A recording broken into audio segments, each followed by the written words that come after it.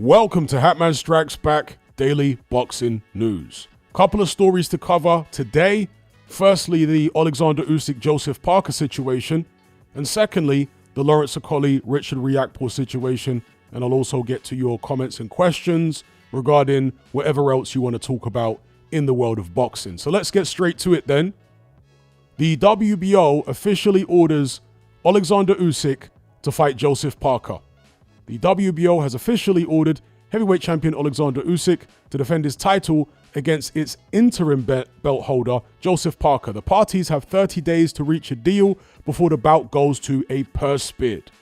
Now, this, of course, complicates things for Alexander Usyk because just the other week, his promoter Alex Krasuk told Sky Sports, "We are now working on this fight," as in Usyk Dubois 2, Wembley as one of the options. And Frank Warren, Dubois' promoter, has made similar comments in the past few weeks. So with the WBO imposing this mandatory on Alexander Usyk, again, they've got 30 days to negotiate, after which a purse bid is called. It makes it difficult for Alexander Usyk to go ahead with the Dubois fight because he could potentially get stripped. And I have to imagine one of the main reasons that Usyk is willing to fight Dubois again is because it will be the chance to become two-time undisputed at heavyweight, something which nobody, certainly in the 4-belt era and perhaps even in the 3-belt era, has ever done before.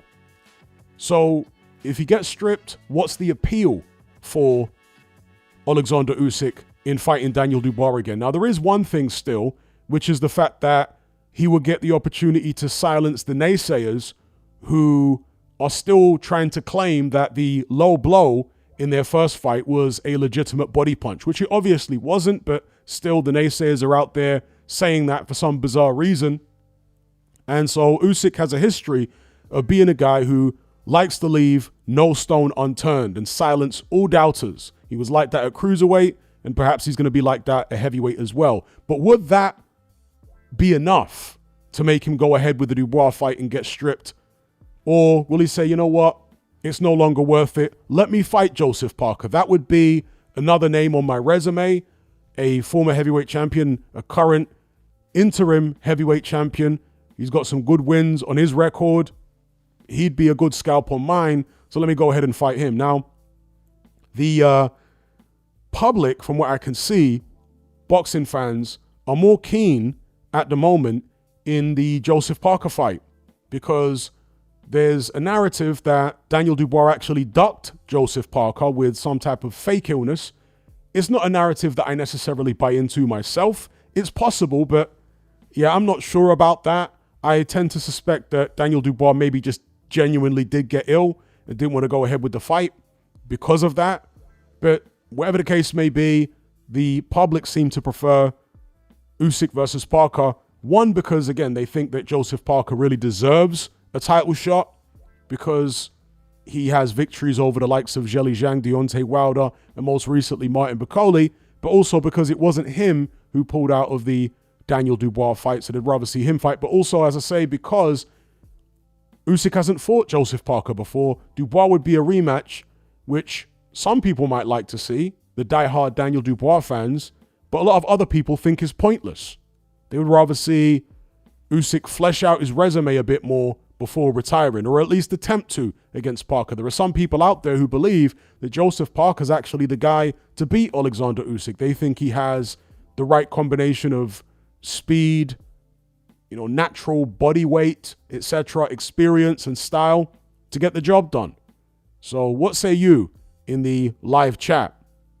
Now, if this situation results in Alexander Usyk getting stripped of the WBO belt, if he goes ahead with the Dubois fight, then who could Joseph Parker potentially fight for the vacant WBO belt? Now, I haven't looked at the WBO rules recently regarding situations like this, but it's possible that he'll simply get elevated to full champion since he's already interim champion. He may not have to fight anybody for the interim belt because, again, he already has it, or for the vacant full belt, should I say. He might just get elevated to full champion without having to fight anyone. Now, in the event that that were to happen, do not at all be surprised if either Fabio Wardley or Moses Itauma, who are both, of course, Frank Warren fighters, challenge Joseph Parker for that full WBO heavyweight belt. Now, especially if it were to happen before a certain date in May, that would make it possible for Moses Itauma to attempt to break Mike Tyson's record and become the youngest heavyweight champion in history. Now, some of you are going to be saying, well, Justice Hooney is ranked a place above him by the WBO. He is indeed. But if Joseph Parker gets elevated to full champion after, if Alexander Usyk were to get stripped, then Parker could make a voluntary defense against Itauma. You see what I'm saying? It wouldn't be necessarily a mandatory situation. It would be a voluntary. Justice Hooney is promoted by Eddie Hearn. So I can't imagine Frank Warren, even though he is kind of buddies with Eddie Hearn, at least in a working sense, I don't think he'd want to do his fighter a favor ahead of one of his own fighters. Now, Parker versus Hooney, might be a relatively popular fight in the part of the world that they're from. Parker is from New Zealand, Hooney's from Australia. Those countries have a friendly rivalry and whatnot. But as I say, I think it would be more likely that we'd see Joseph Parker versus Itauma, or if they think that it's a bit too early for Itauma to take that fight and they don't want to give him the opportunity, as in his team, to become the youngest heavyweight champion in history, maybe Fabio Wardley would divert from that Kubrat Pulev fight and go ahead and fight Parker for a lot more money. And of course, there are other fighters in the mix. Lawrence Okolie, who, I'm going to come on to this in a moment, has just pulled out of the Richard Riakporhe fight. Was it a real injury that Lawrence Okolie pulled out with? Or is he being maneuvered to challenge Joseph Parker potentially for the vacant WBO belt? Again, Lawrence Okolie, another Frank Warren fighter. So yeah, let me know what you guys think about all this in the comments.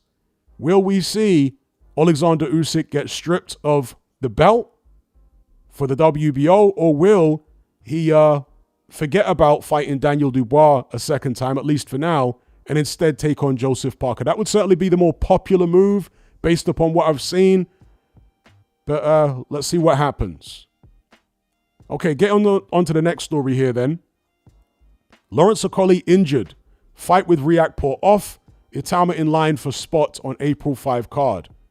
The All-London derby between Lawrence Okolie and Richard Riakporhe, scheduled for April 5, is now off, the ring can reveal.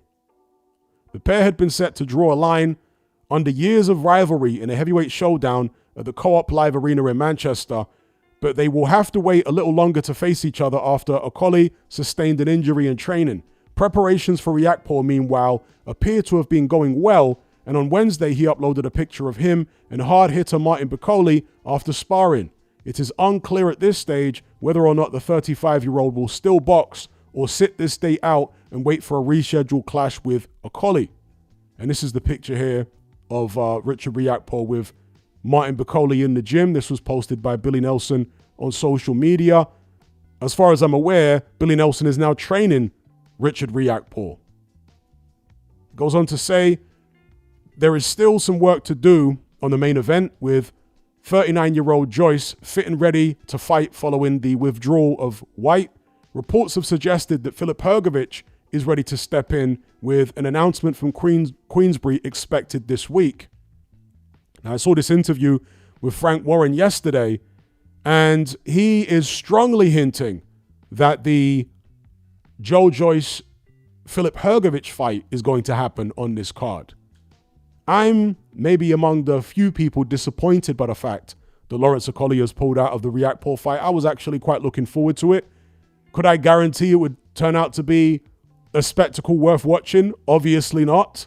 But I was hopeful that it would be, and I was picking Lawrence Okolie to stop Richard Riakporhe. But that fight not happening, it would seem. Will they reschedule it? Will Riakporhe get out against somebody else?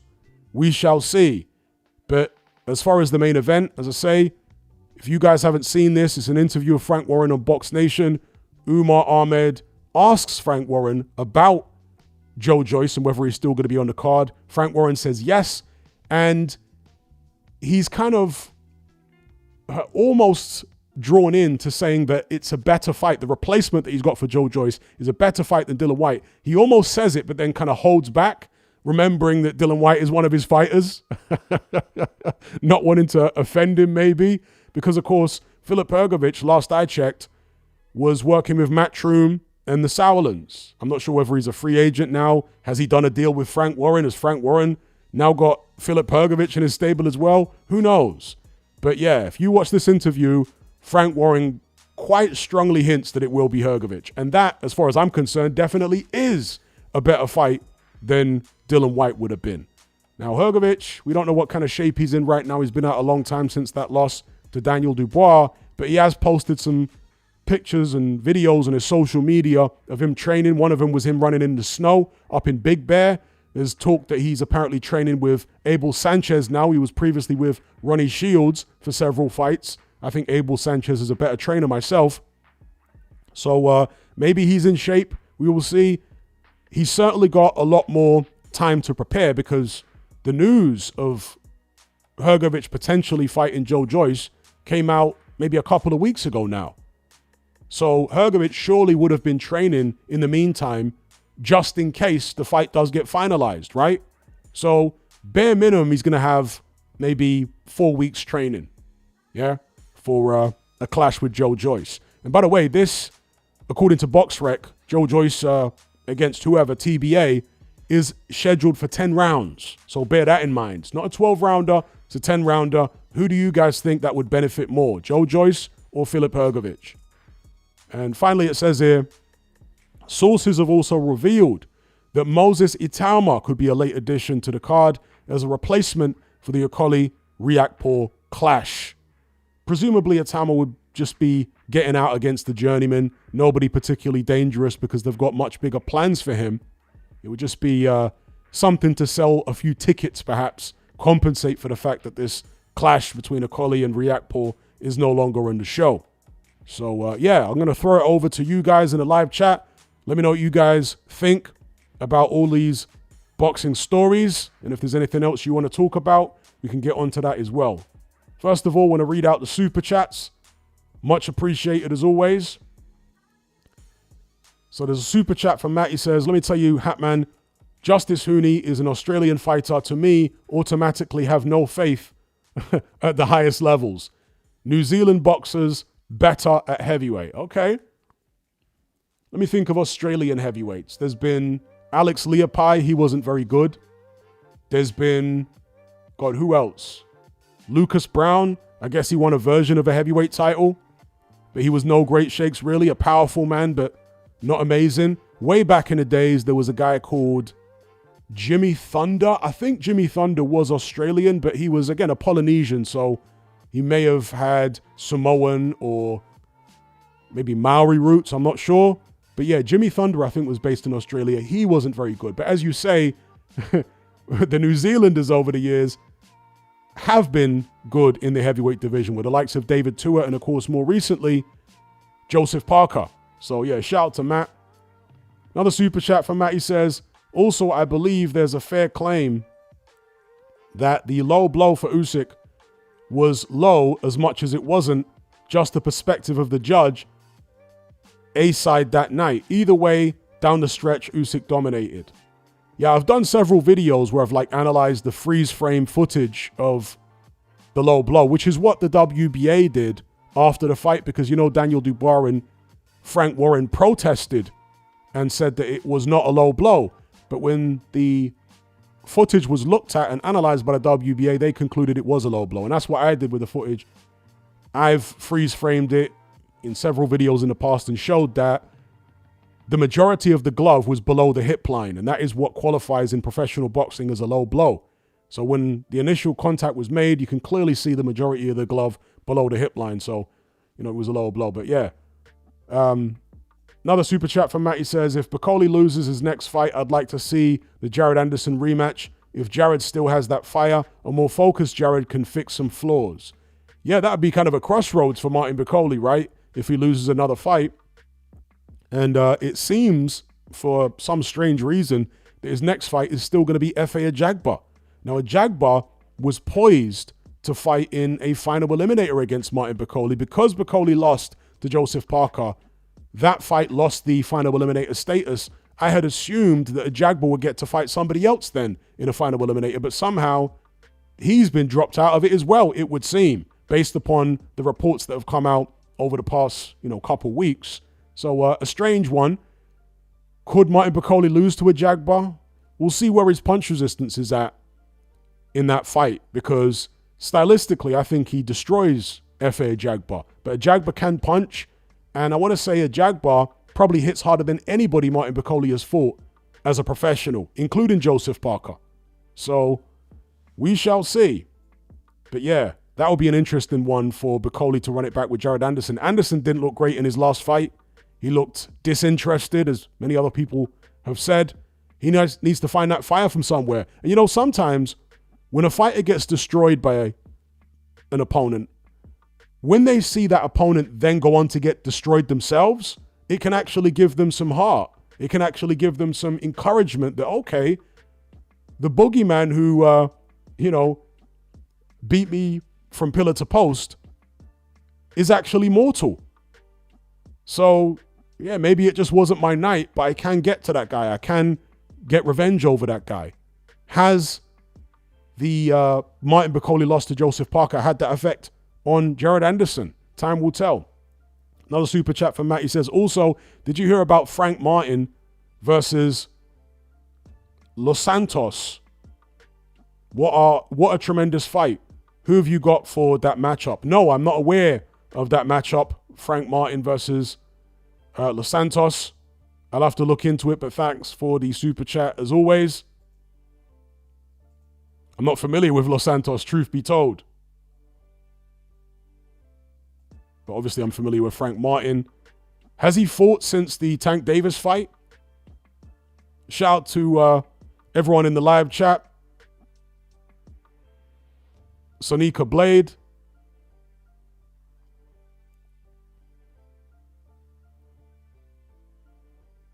We got a guy calling himself Negroes for Trump. Noor says, rabbit all day for me. Parker is not going to win. Simple. Salute to Fight Sport Talk. Let me change the graphic on screen here to something more generic so that we can talk about whatever you guys want to talk about. Let's put this on here. The Costa Rica Riverboat. How about that? You guys like this one? Nice and tranquil.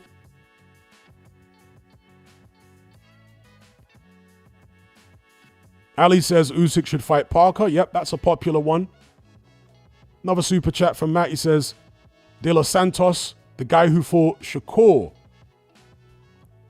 Let me go look him up quickly to see if it can jog my memory, because I do see some of these fighters on undercards and whatnot. Let me have a look here. In fact, it's vaguely jogging my memory now that you mention it. Hang on, let me go to his BoxRec page. Edwin De Los Santos. Let me have a look at his face. Okay, he's a Dominican guy. Did I see him fight Shakur Stevenson? I might have done. But Stevenson fights are so unbelievably boring. I might have watched like a round or two of it and switched it off. Because again, it did go the 12. Okay, De Los Santos.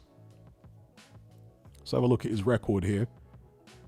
16-2, the loss to Shakur Stevenson and also lost to William Foster III back in 2022. All right. If I have seen him, it was probably only the Shakur Stevenson fight and a couple of rounds of that.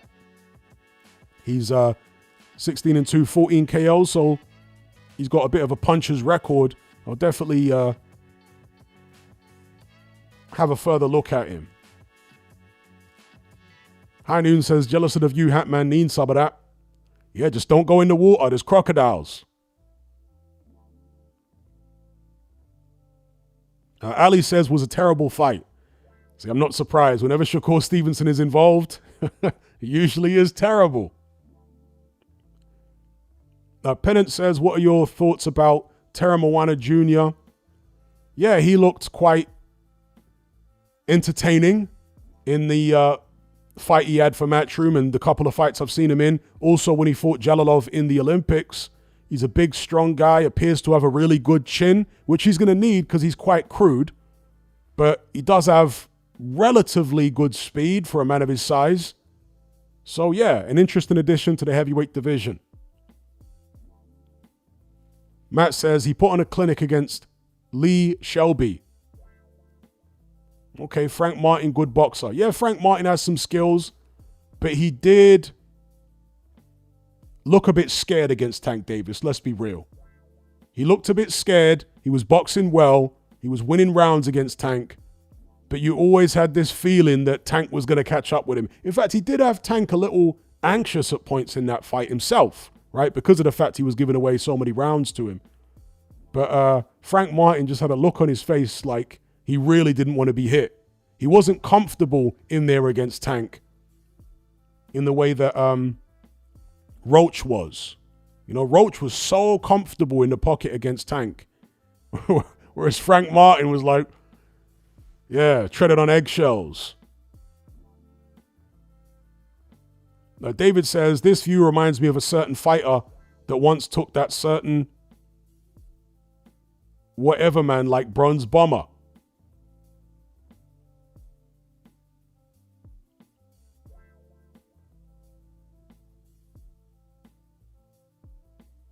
Elijah says, Hooney versus Parker down under, heavyweight title fight. Oh my God, that will be big, more popular than any others, mate.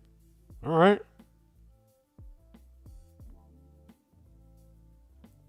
David says, big up.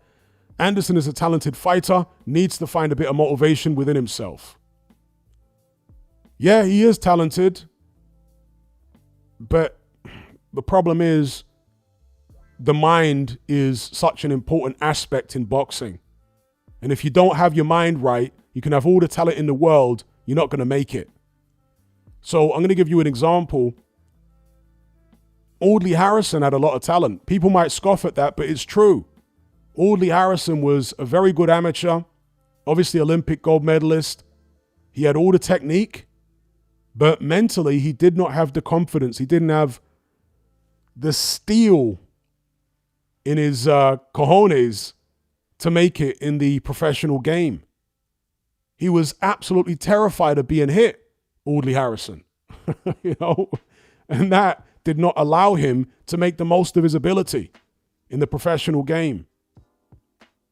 Shout out to Striker for the super chat. He says, would prefer Usyk to fight Parker. Tired of Usyk getting tied up with beating the same guys repeatedly. I'm more interested in him widening his heavyweight resume. I can't argue with that at all. Can't argue with it at all. But it's what is in it for Usyk? That's the thing. What does he see as more valuable? Fighting Joseph Parker or rematching Daniel Dubois? I guess it depends on whether he can keep hold of that WBO belt, because it's possible that Alexander Usyk and his team can convince the WBO to allow him to keep hold of the belt until after the Dubois rematch. So let's say he agrees to relinquish the belt immediately after the Dubois rematch is over. He automatically gets stripped of it or vacates. He might be able to work out a deal with the WBO to have that happen so he can do undisputed. Because again, presumably one of the things that appeals to Usyk about fighting Dubois again is being two-time undisputed. So let's see. But yeah, I agree with you as far as Usyk having to rematch all these fighters. It gets a bit tedious. It's holding the division up. And it's all these Brits, isn't it? All these British fighters getting 2 bites at the cherry. It's like Alexander Usyk has traumatized British boxing. You know? They just can't let go. Or at least the heavyweight division in Britain.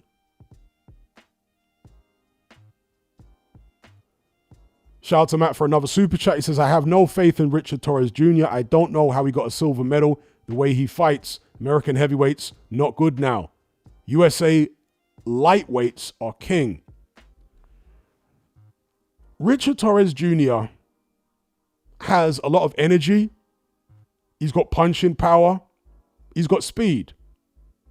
If you've seen the way he trains, he appears to have a lot of physical fitness, but is he somebody who comes out and throws a million punches early and then gasses out? Does he know how to ration his gas tank over a 12-round fight? These are the questions he needs to answer. But in addition to that, he's being moved curiously slowly by his promoter Top Rank, isn't he? Considering the fact that he's an Olympian, that he had an extensive amateur career, and he fought some of the best guys, well, the best guys. He fought Bakhadir Jalolov at least twice. The first time he got starched by Jalolov was a devastating knockout. The second time he managed to go the distance. That to me was actually quite impressive. Even though he lost to Jalolov again, he managed to avoid getting poleaxed the way he did in the first fight. So that showed improvement, and it also showed some cojones on behalf of Richard Torres, because it can't be an easy thing going back in there against the guy who's got the height and reach on you, who's got tremendous punching power, and who knocked you out cold last time you were in the ring with each other. And Richard Torres still fought the rematch with confidence. And as I say, he did better in that fight than he did in the first fight. So I'm not going to write him off, but I understand what you're saying, because he's been moved, as I say, very slowly by Top Rank, kind of shielded, kind of protected. Do they know something that the rest of us don't know as far as vulnerability? Yeah, I've seen him knocked out in the amateurs, but it was a fairly long time ago. Super chat again from Matt. He says, he's too small for heavyweight, too muscular for cruiser. He's the bridgerweight GOAT. Is he too small for heavyweight? I mean, Alexander Usyk. I know Richard Torres is not as good as Alexander Usyk, obviously. But Alexander Usyk is even smaller than Richard Torres, right? Let me get Richard Torres' box rec up here. Let's see what he weighs, because I think he's around 6'2", maybe 6'2", 6'3". And I'm sure he weighs in like the 230s or 240s. Let me see here. Yeah, so he's listed at 6'2", so he's only an inch shorter than Usyk. And he's in the mid-230s for most of his fights. High 220s, mid-230s. So if you're good enough, that's plenty big enough, I think, in the heavyweight division. And also, you have to bear in mind that Torres is only 25 years of age. So he's going to be around for a while after the Usyks and the Furies and Joshuas and the current crop of heavyweights are all either retired or they're very old. He's going to be competing with the Jared Andersons, the Moses Itaumas, potentially Jalolov, people like that. That's going to be his generation, maybe even Fabio Wardley coming towards the end of his career. So while you might not think that Torres would fare well against the current top heavyweights, think forward 3, 4, or 5 years, and who's going to be the top heavyweights then? How will Torres fare against those guys? That's the question. Because he's probably not going to be allowed by his team or advised by his team to start mixing it in world-class company until then. So, yeah, shout out to Matt, as always, for the super chat. And, Torres trying to get down to cruiser, as you say, too big. He'll never make cruiser. He's in the mid-230s, and he's pretty ripped in the mid-230s. Bridgerweight, he could probably make. He's got to shed like 10 pounds to get down to bridgerweight.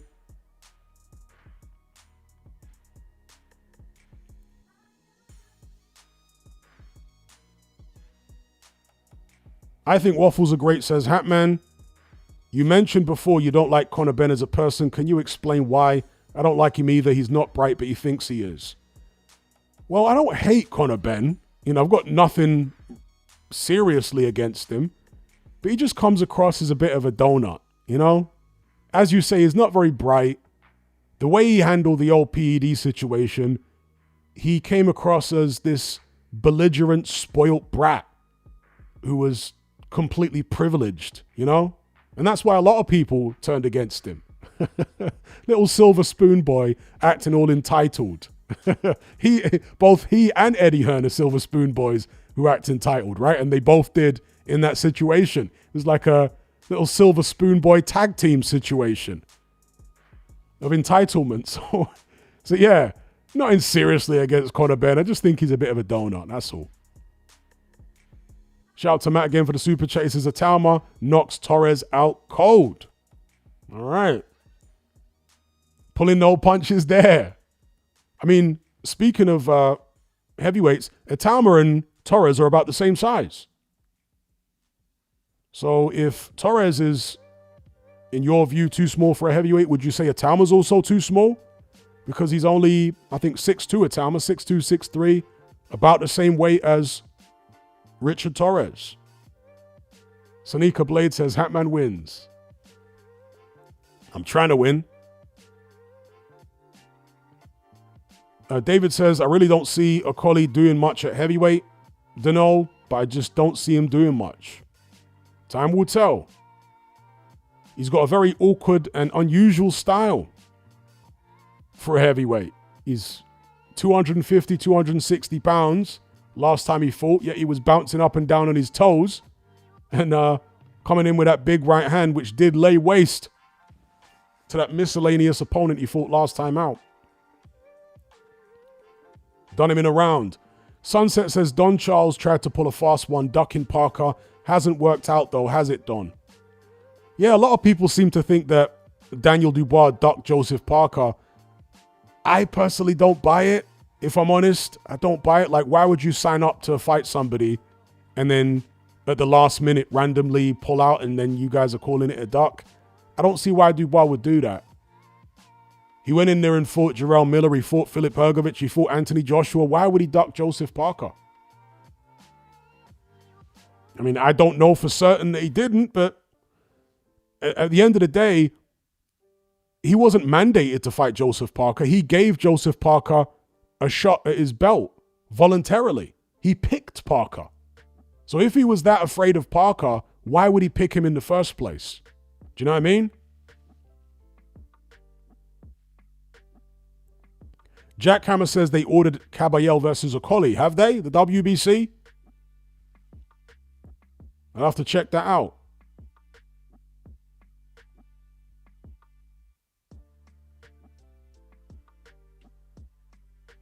Ocean Blue says, has Atalma got the power to put people out cold? I don't think he's got his man strength yet. I think he has got the power to put people out. I mean, he put Dempsey McKean out in the, the first round? Something which Filip Hrgovic couldn't do. Hrgovic landed 1 million right hands on Dempsey McKean. Never even dropped him. Did stop him in the 12th, but never dropped him from what I can remember anyway. I think he stopped him on his feet.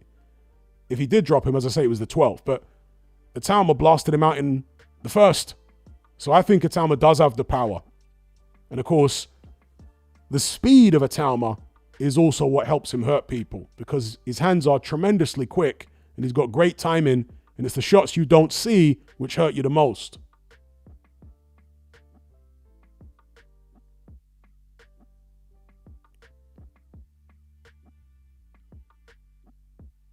Matt says, is Jalolov actually going to make a full move to heavyweight? He's not young. He needs to fight. He needs more fights. He still looks amateur-like. I guess you mean as a pro. Yeah, Jalolov has been frustrating to me because this is a guy who was dominating the super heavyweight division for the past few years in the amateurs, 2-time Olympic gold medalist and what have you. And you wonder, because I think he's about 30 years old now, maybe 31. And you wonder why he's been sticking around in the amateurs for so long. Is he afraid of turning pro? Maybe he doesn't think that his style will translate well to the pro ranks. I don't know, but I do find it odd that he's been hanging around in the unpaid ranks for so long. Shout out to everybody in the live chat. If you could all just stick a like on this stream, on this video, it'd be much appreciated. We've got 266 concurrent viewers and only 59 likes. If we can get the likes up to at least, let's say 130, it'd be much appreciated. Really helps these streams get seen so they don't get buried underneath a million other videos in people's suggestions. So yeah, please, if you can all just take a split second to like this video, I really appreciate it. Thank you in advance.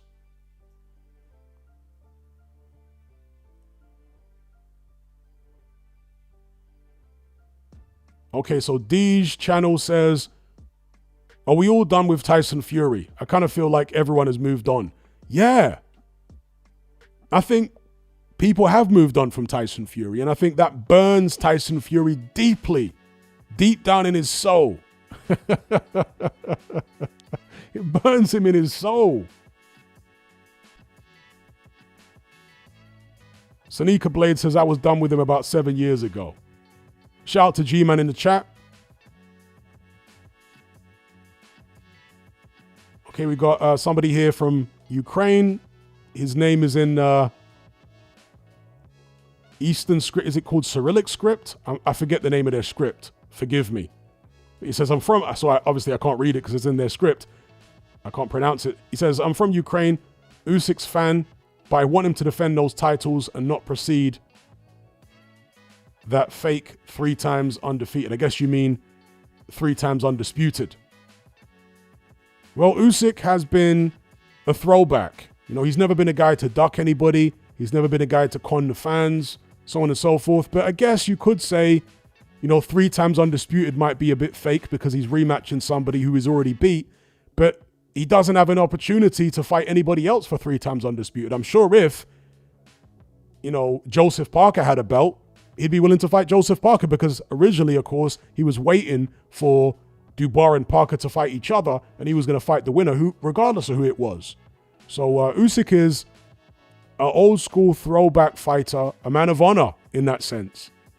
But yeah, I completely understand why people would rather he fight Joseph Parker next instead of Daniel Dubois again. Because despite the fact that Joseph Parker would not be an undisputed fight, it's a different style, it's a different fighter, and it would be a different scalp on Alexander Usyk's resume. So I completely understand your point of view. Matt says, it's really nice. The guys at the top of the division now are far better advertisement for the sport than Fury and Wilder were. I completely agree. Completely agree. I've said it time and time again. Alexander Usyk saved the heavyweight division. He saved it from a PR perspective. He brought integrity back to the heavyweight division with his actions, just running through everybody, not being scared. And this is the oldest guy out of the top heavyweights, coming up from cruiserweight. He put them all to shame. Ra Holcomb says, I've been so spoiled. I'm bored of Usyk. I want him to retire to free the belts up for all the young upcomers to duke it out in a new tourney. David says, I was done with the Gypsy Queen when he was acting weird in that True Geordie interview. Joey says, Hatman, who should Chisora fight for his last hurrah? I think Dylan White. I think that's the one for him. Bora Lee says, man, this will be an awesome fight. Parker beat Usyk. I guess you mean would beat Usyk. I don't want to see Triple D versus Usyk again. It'll be another repeat, although Usyk will beat Joseph Parker. It will be interesting to see how Usyk handles Joseph Parker. Okay, I see what you're saying. Striker says, Usyk is the most dignified heavyweight champ we've had in decades. Nothing but respect for the guy. Yeah, he's a very dignified champ, but whether a champion is a trash talker and classless or not, the most important thing for me personally is that they're willing to fight the best and that they don't mess around, cherry picking fights, avoiding fights, playing boxing politics. That's the most important thing for me. And in that regard, Usyk has been exemplary. He's been literally a perfect champion. His conduct in terms of fighting the best has been perfect. It was at cruiserweight and it has been at heavyweight. The man don't mess about. He's a old school throwback.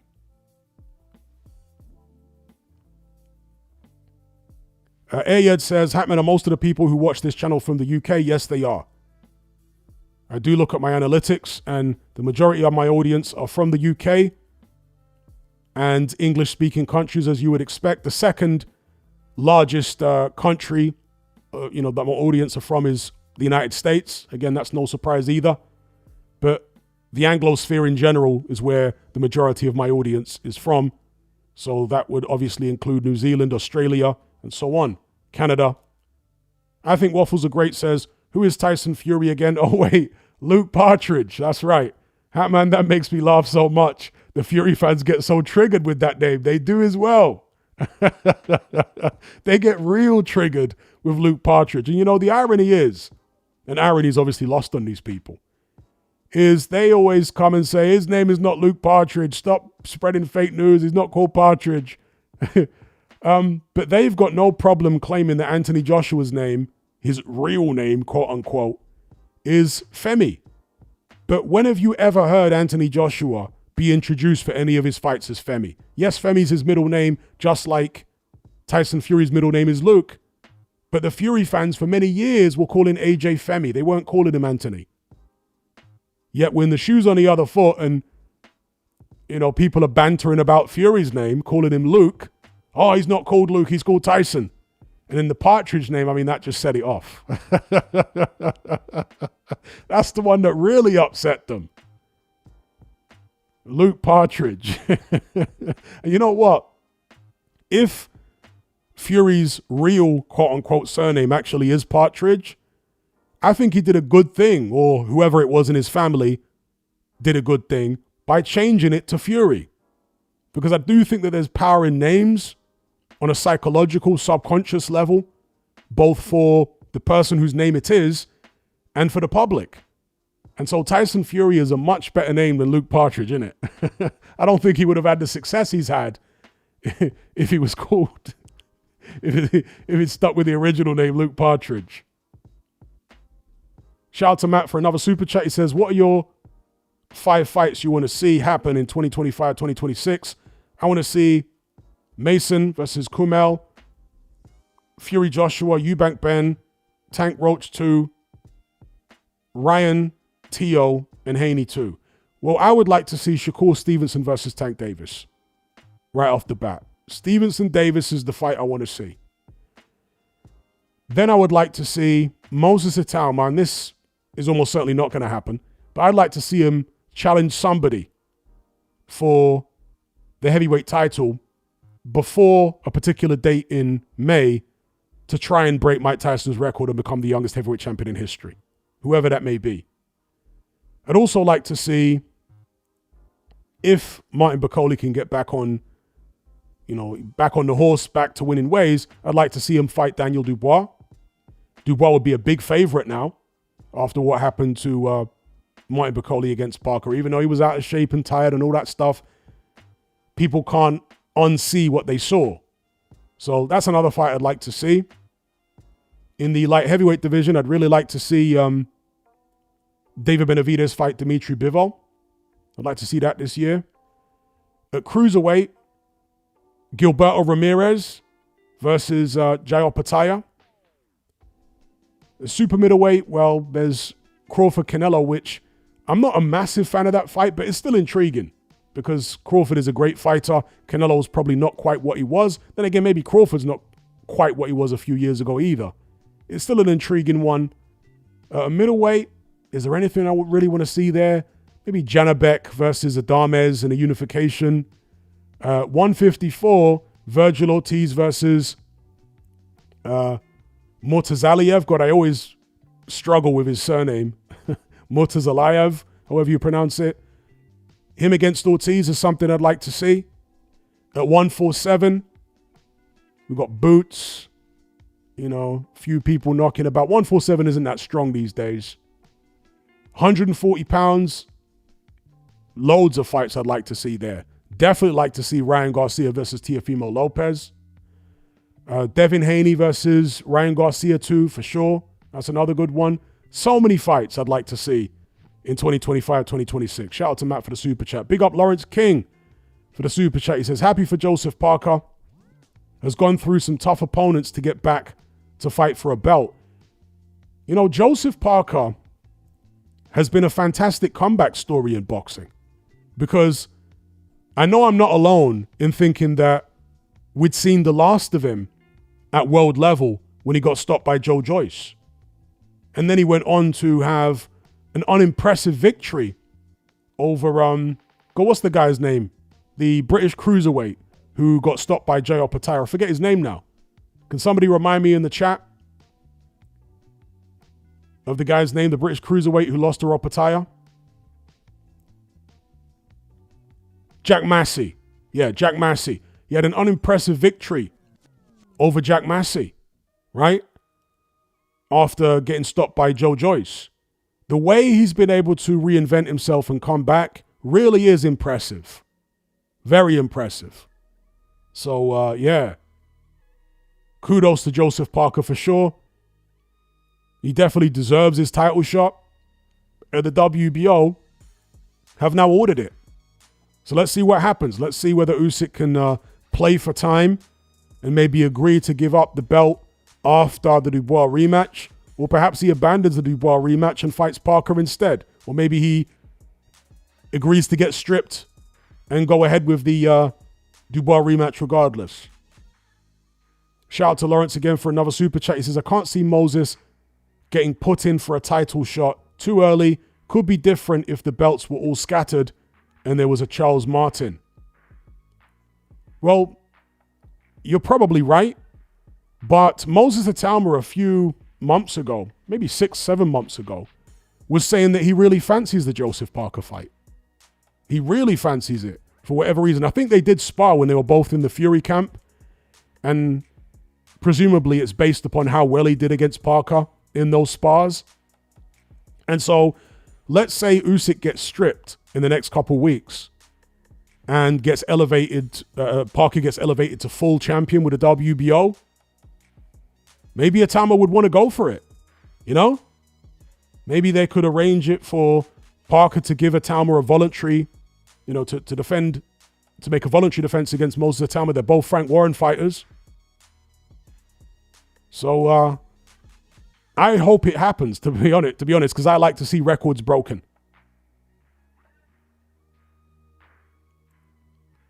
Shout out to Boxer. Partridge's jokes. Yeah, it is. Luke Partridge. It just makes him sound like an idiot.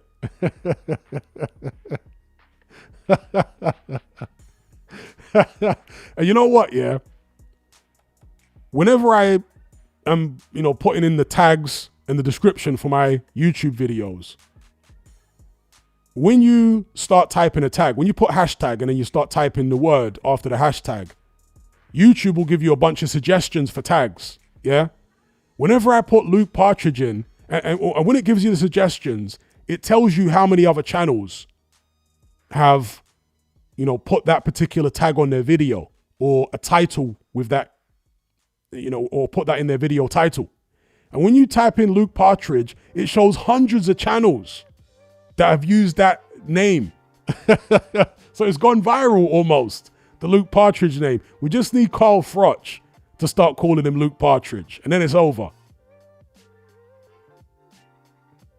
Then the Fury fanboys will be on, God, you can't even use the word anymore, but you know what I mean. The something side watch. You know what I'm talking about. You can't even use that word because you get demonetized these days. Shout out to Lawrence King. Shout out to Boxer. Striker says Atalma picking up a strap before the date in May will automatically gain him a legion of haters. Tyson fans are very sensitive. It will, but, it'll actually make him more popular, regardless of the haters. Because it will be worldwide news. Even in America, they'll be saying, oh my God, somebody broke Mike Tyson's record. And it'll go down in the history books. Deep Random Thinker says, how dare the WBO disrespect our king like that? Usyk can fight whoever the hell he wants. We want to see Usyk knock out quadruple knee with a jab in Wembley. I guess you're being sarcastic, but yeah. A shout out to Seth for the super chat. He says, Hatman, build your perfect heavyweight. Mine is Ali with Ike infighting ability or James Toney infighting. All right, I can do that quickly. Let me just double check the super chats here, make sure I've got them all. Don't want to miss anybody. Shout out to D's channel for the super chat. He says, who would win in a fight out of Ade and G-Man? I ain't never seen Ade fight, to be honest. G-Man's been in boxing gyms, training and doing his thing over the years. So, until I see Ade do some boxing training, I know he did some weight training and lost a load of weight. I saw the videos he did on that, but I never seen him actually throw any punches. G-Man can throw some shots, you know? So provisionally, I'd have to say G-Man until I see that Ade could actually hold his hands up. You know, maybe he can, I don't know.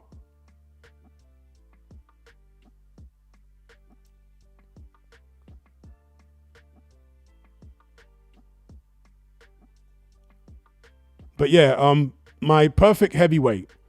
Okay. So I'm going to take Mike Tyson's combination punching ability. Because Mike Tyson was, for me, the greatest combination puncher in heavyweight history. And I say that because his combinations were not only fast, but they were all powerful. See, Ali was a great combination puncher, but he didn't have the kind of power that Mike Tyson had. And other combination punchers, they can throw, you know, one or two hard shots, and then the other shots in the combination will be a mixture of power. But Mike Tyson can throw 100% power on a 10-punch combination, and it's all lightning fast. So I'd take Mike Tyson's combination punching ability. I'd take Oliver McCall's chin. I'd take, again, Tyson's combination punching ability comes with the hand speed. I'd take Usyk's footwork. I'd take maybe Lennox Lewis's size, 6'5". I'd take the IQ of maybe Lewis as well, or Larry Holmes. I'd take the jab of Holmes or Vladimir Klitschko. I'd take the stamina of Usyk. Can I take more than one attribute from a fighter? I'm going to do it anyway. I'd take the body punching of, I don't know, Ajit Kabayel. Be quite a Frankenstein of a fighter, right?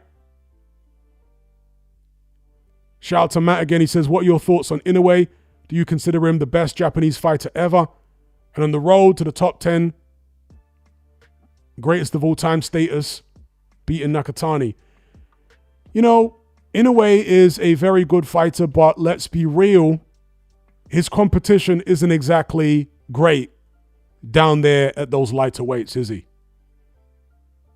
Or is it? His competition isn't great. So he's kind of like rolling over weak divisions. It's not his fault, but it is what it is. Although Eddie Hearn is still beating the drum for Akhmed Aliyev to get his shot against Inoue. Is he the greatest Japanese fighter of all time? I couldn't tell you because I don't know all the Japanese fighters that there's been, truth be told. But he's a very good fighter. He's a very good puncher. He's entertaining to watch. And that is a relative rarity in the lighter weight. Somebody that can punch like that.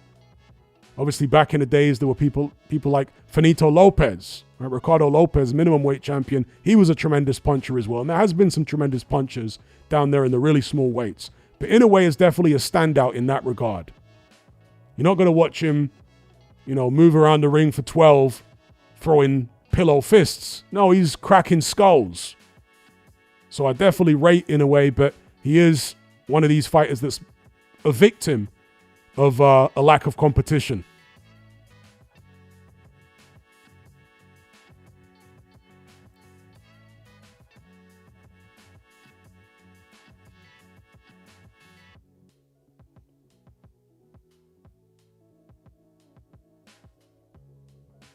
Elijah says, no doubt Huni needs more time, but he's got skills, bro. I mean, he's got some amateur credentials, but did you see his fight against the South African, the white South African guy? What's his name? The Southpaw who dropped Daniel Dubois a bunch of times. I forget his name now. Kevin Lorena, excuse me.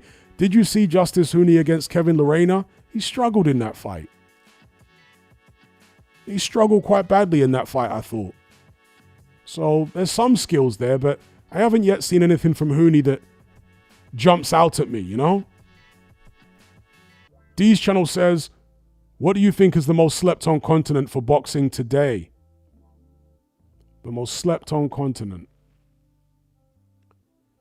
It depends from which perspective. Depends from which perspective. Because, believe it or not, Europe is still slept on by American boxing fans for the most part. Yeah, Europe is slept on by American boxing fans. They really don't pay much attention to what's going on with British heavyweights and Alexander Usyk and all that stuff. Boxing in America is a niche sport, and the only fighter who really brings out a lot of fans in America, the only fighters would maybe be Ryan Garcia and Tank Davis right now. Canelo, yeah, but outside of those guys, they're not really paying attention to Europe. So I want to say, from the perspective of Americans, surely Europe has got to be the most slept on continent. You know what I mean? Because there are fighters who are dominant from Europe.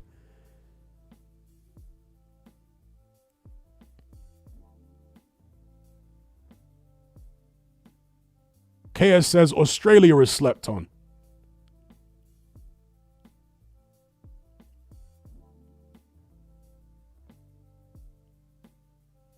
James says Arabs need to jump on boxing since Turki Al-Sheikh is paying so much money.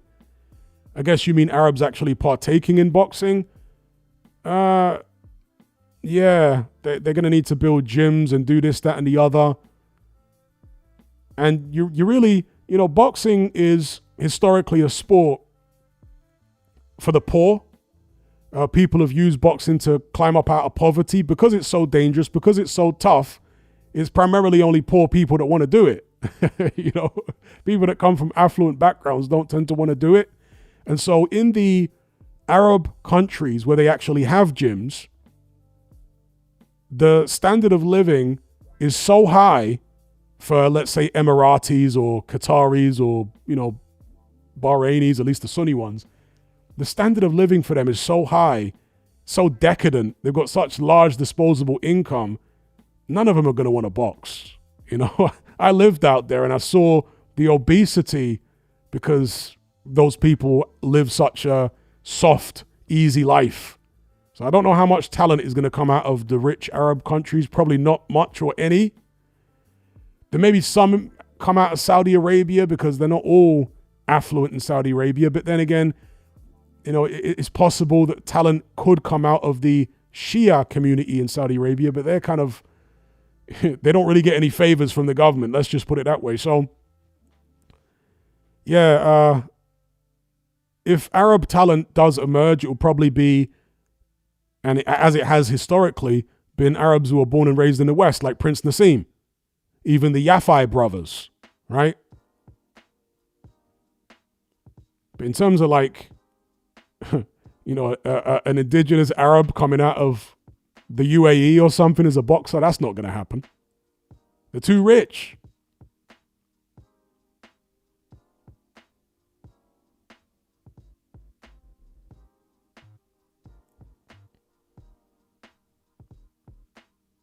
Kyle says, why hasn't Africa produced a champion in years?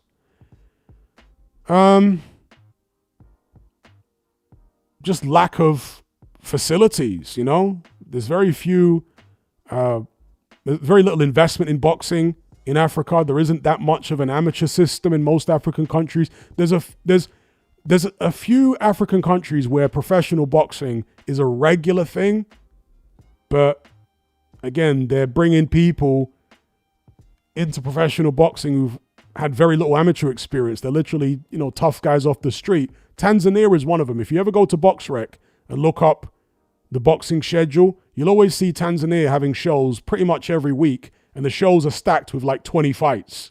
You know what I mean? But the quality of fighters on there is pretty damn terrible.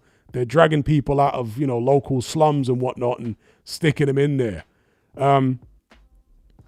So Tanzania has a lot of boxing that goes on a regular basis. Ghana, of course, has got a legacy of producing a lot of boxers from, Azuma Nelson, Ike Quarte, Joshua Clotte, so on and so forth. And Nigeria's produced a lot of boxers over the years. South Africa's produced a lot of boxers. Who is the last world champion from Africa? Was it Julius Ndongo or someone like that? Ilunga Makabu, right? Wasn't he a champion at cruiserweight, or was that a vacant belt that he fought Tony Bellew for? I forget now. But yeah, it's just a matter of not having the infrastructure to cultivate talent in Africa. That's the issue, and not really having a robust amateur system on the continent.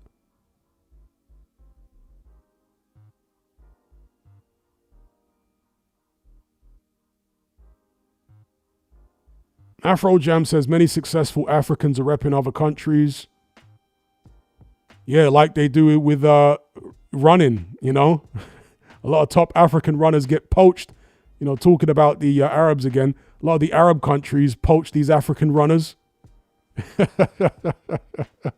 These people that don't speak a word of Arabic, they're like, yep, we'll have you come and run for, you know, Saudi Arabia or Qatar or whatever.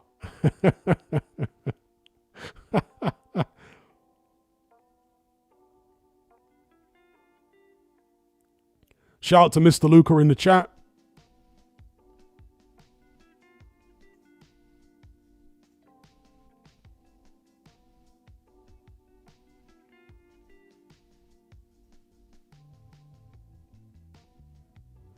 Triple R says, remember that Arab American welterweight Saddam Ali who had a bit of hype 10 years ago? He will be mad that he just missed the Saudi era. Yeah, he got destroyed by Jaime Munguia. He did have a world title, didn't he? Yeah, I swear he had WBO belt at 154, and then Munguia came along and just ripped it from him. Seth says, Hatman, do you train MMA or wrestling? No, I do not. Only boxing. You know, I like the idea of learning MMA, but I like the idea in terms of being able to have those skills. Yeah, I like the idea of having MMA skills, but I don't like the idea of rolling around on the ground with another man. I just don't like the idea of it, bro. Just weird.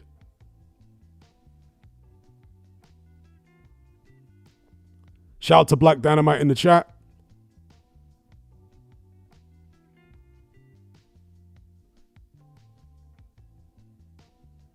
Elijah says, I think Parker's run is overrated. It's good and he's done what he can, but you're right.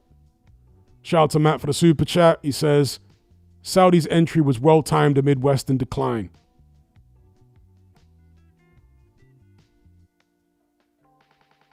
Elijah says, Afro Gem, yeah, I've seen South Africa's heavyweight champ get sparked by Justice Uni on the Opataya undercard. Well, you know, South Africans, indigenous South Africans, that is, you know, native black South Africans, are generally small in stature, diminutive, because of their khoi admixture. You know, they're kind of, most black South Africans are either Bantu or there's some kind of mix between Bantu and khoi genetics, right? Bantus tend to be bigger. The khoi indigenous Southern Africans are small. And so most black South African boxers over the years have been very small. From baby Jake Matlala to, you know, various others. They tend to compete in the smaller weight classes. The only black South African heavyweight I can think of ever was a guy called Courage Shabalala, who was a kind of fringe contender in the 1990s. He's the only black South African heavyweight I think I've ever seen. Courage Shabalala. All the other South African heavyweights have been white that I can think of, from Corey Sanders to Jerry and Pierre Coetzee to, you know, Francois Botha. All the heavyweights have been white South Africans. But in terms of black South Africans, yeah, they're usually very small. So they don't fight at heavyweight. Shout out to Matt for the super chat. He says, boxing is a poor man's sport, just not too poor like in Africa. Well, they just need somebody to go in there and invest. And it's also a cultural thing, right? It's like the Gulf states, the Gulf Arab states are rich, but there's no real sports culture for the Arabs. Yeah, the Arabs do not have a sporting culture. So despite the fact they've got money, it isn't ingrained in their society to be regularly playing sports and to pursue sports as a career. And it's similar in many African countries. There are countries where they could open up boxing gyms. They do have, you know, rich business people and whatever who could do that. But culturally, in many African countries, there just isn't a boxing culture. There isn't, like I say, a robust amateur system. In a lot of the African countries, people are just turning pro and being used as cannon fodder for local boxing promoters. So I think that's one of the main things in Africa is the lack of a robust amateur system. In Nigeria, they've got an amateur system. In Ghana, yeah. But outside of those countries, I'm not aware of a real robust amateur system in Africa. And so if Dana White is smart and Turki Al-Sheikh, that is where they might want to set up some infrastructure in Africa, because if you want to get away with paying people chicken change, they're going to be able to do that in Africa, aren't they? They're going to be able to get away with paying African fighters very little. And a lot of them are going to be naive, and they're going to jump at the opportunity to be part of a boxing league and fight their way out of poverty. Striker says, I remember Shabalala. He had a 4-round war with Darryl Wilson on ESPN. Yeah, he was a great puncher, Shabalala. Great puncher.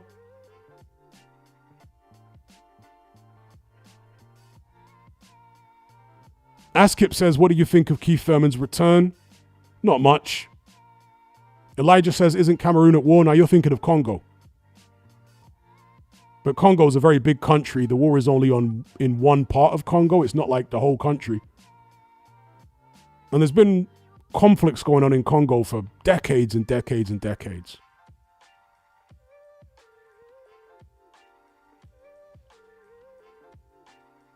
Trollsabad says, if China and India were bigger in boxing, that's a huge part of the world. But yeah, again, in China and India, they've got the money.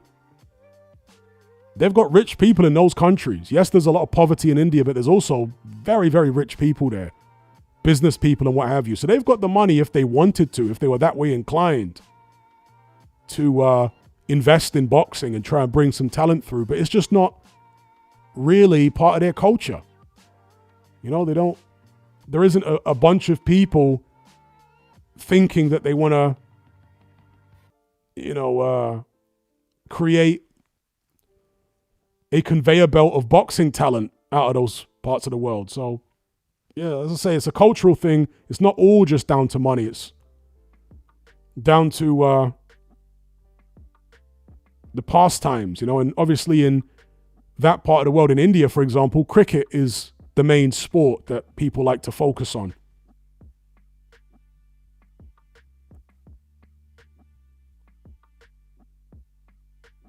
And in China, well, they've got this kind of neo-communist regime. So I'm not really sure what their stance is on professional sports, because it's not like a full-on communist system. It has elements of communism and elements of capitalism in it. I'm not sure how much they would want to push pro sports, so the little man on the street in wherever, Beijing or Shanghai, could rise up and become some kind of boxing star. Is that something that the CCP would really want to happen? I don't know.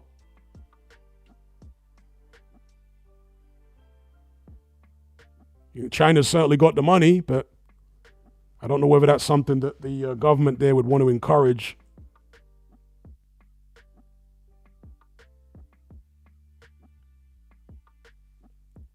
Who knows?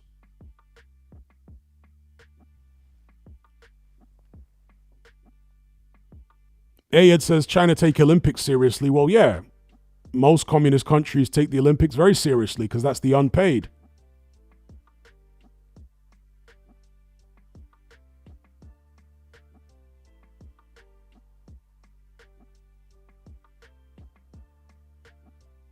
Elijah Hull says, Cameroon always at war, Africa the jungle bro always at war.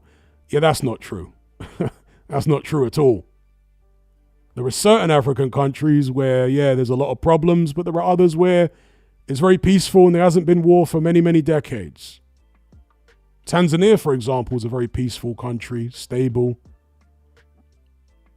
so on and so forth. Kyle says, it's 22 late to start boxing. No, it's not. Seth says, Hatman, any advice on how to max out your earnings as a doorman?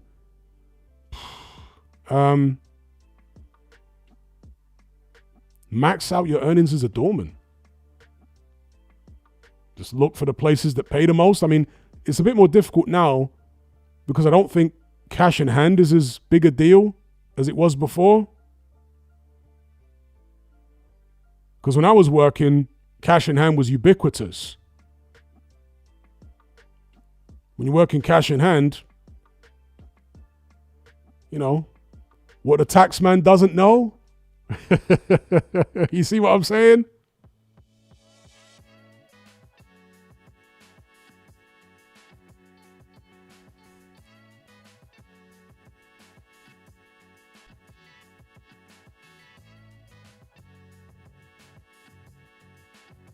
KS says, has there ever been a prominent Australian Aboriginal boxer? Yes, Anthony Mundine. Deej says, do you still shadow box? If so, how often? Not as often as I used to. Shadow boxing used to be one of the main parts of my training regime, is just doing loads of shadow boxing. I used to do far more shadow boxing than most people. I shadow box for 15 rounds. Because I find that shadow boxing is very underrated in terms of muscle memory and punching power, actually. People would think that, no, shadow boxing can't help your punching power. Trust me, it does if you do it properly. Because most people just push their arms out when they're shadow boxing. They almost just use it as a warm-up. Whereas I used to watch people like Mike Tyson shadow box. And Mike Tyson was throwing bombs when he's shadow boxing. He's rotating all the way through the punch. He's imagining a target in front of him, a person in front of him, and he's punching through their head. He's throwing punches, shadow boxing, the same way he would throw them on the bag or the same way he would throw them at an opponent. And when you shadow box like that, trust me, it builds your muscle memory. It helps your punch mechanics so much that it will improve your punching power. So that's a tip I can definitely give you. Shadow boxing is a great thing for improving punching power. Because again, you're rotating, you're completing the entire action, rotating through, punching through the target. And you need to shadow box like that. You need to throw real hard shots when you're shadow boxing, not little pitty-patty shots where you're just warming your arms up. No, throw proper punches when you're shadow boxing and do it for a long time.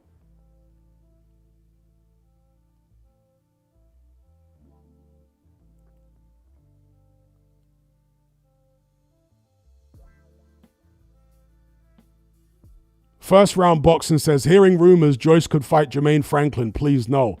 Yeah, I hope that's not true. Because Frank Warren was smirking and making out as though the replacement for Dillian Whyte is going to be better. And that would have to be Hrgovic. Franklin is a step down. Dillian Whyte beat him, although some people think Dillian Whyte was a bit fortunate.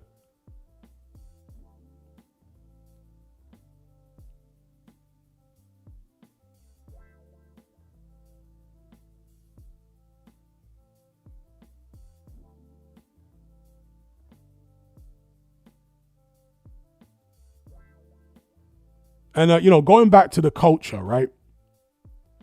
Brazil has produced so many mixed martial artists. So even though Brazil has a lot of, terrible poverty and whatnot and crime, they've also got money and they've got lots of gyms and whatnot. And there's a culture of mixed martial arts in Brazil. Brazilian jiu-jitsu, of course.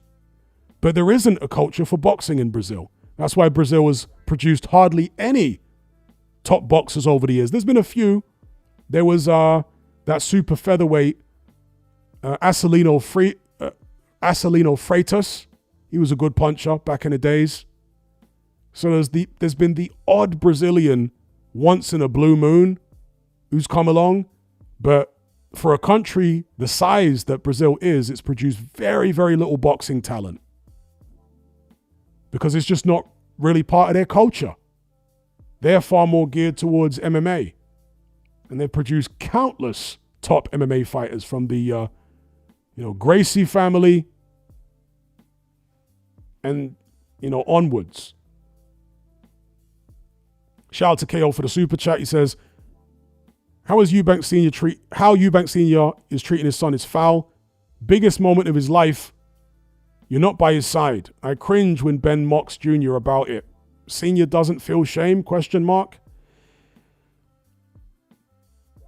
Eubank Sr. Is very narcissistic. He is absolutely obsessed with the limelight. And I'm not saying this to have a go at him and be, critical of him.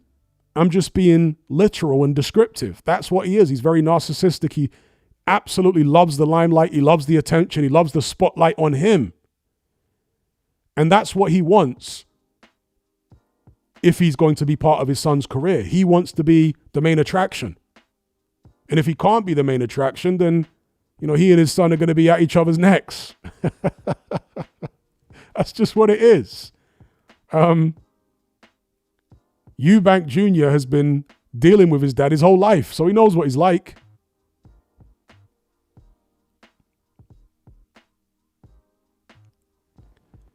I'm not particularly offended by it, to be honest. I don't think it's... I guess it depends on the way you deal with your own family. Because I'm from a pretty big family and not all of us are that close.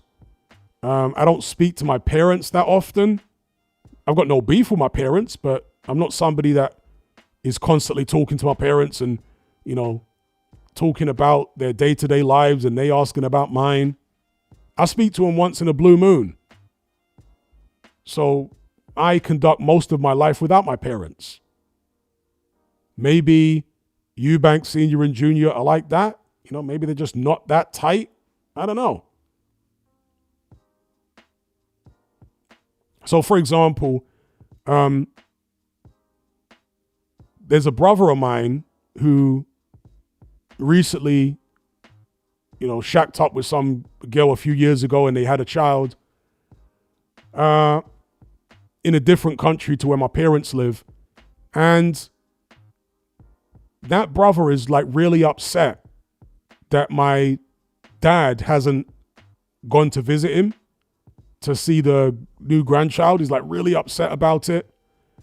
But, my dad's actually afraid of flying because of an incident a few years ago where the cabin had to depressurize and, they thought they were going to die on the plane and all that. And so my dad, since that time, has never wanted to get back on the plane. So I get it. No issue with my dad being afraid to fly because of the incident. Whereas my brother just can't get over it. He's really upset that my dad won't come and visit his, new kid. If it was me, it wouldn't really bother me. Do you know what I mean? Like if I had a kid and my dad won't come, I'm like, okay, no big deal. Some people are really bothered by stuff like that. Me, I wouldn't be. So I guess it depends on the type of person you are,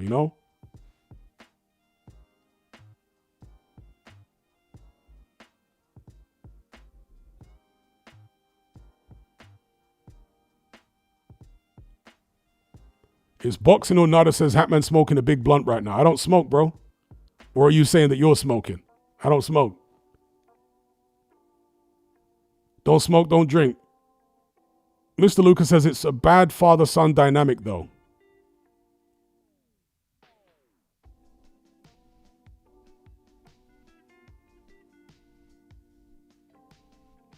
Somebody said, if China managed to produce Zhang, I wouldn't rule out a Japanese heavyweight. Yeah, and Zhang had to leave China to become a heavyweight contender. He's based in New Jersey in the United States.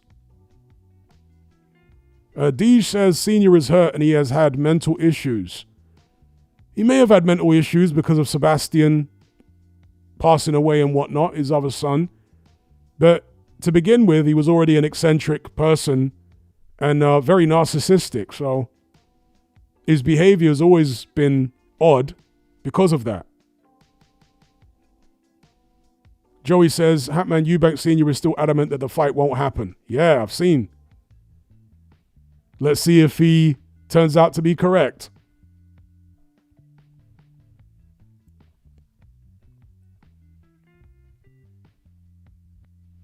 Who's enjoying the scenery here? The Costa Rica riverboat. Mr. Bean says, is that you on this boat? Yes. I did indeed take this footage in the mangrove.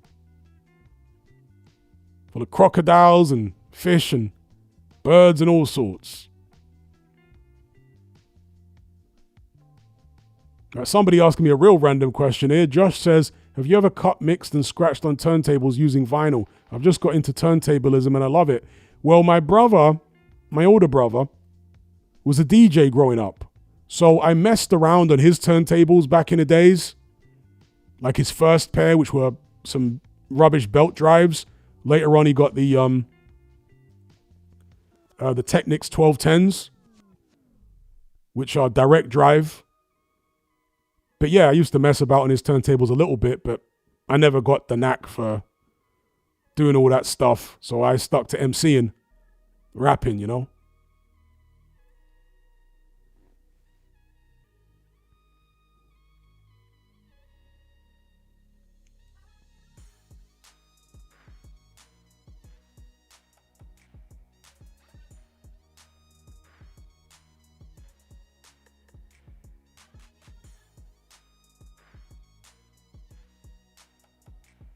AO says, Dev Sani versus Ade, who wins? Surely that's a mismatch. Surely Ade would destroy Dev Sani.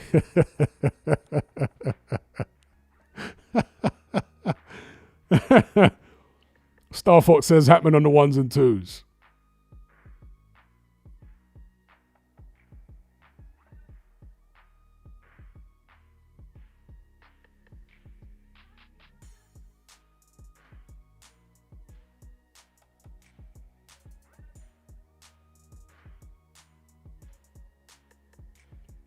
Jupiter's String says, no way, Japanese heavyweight.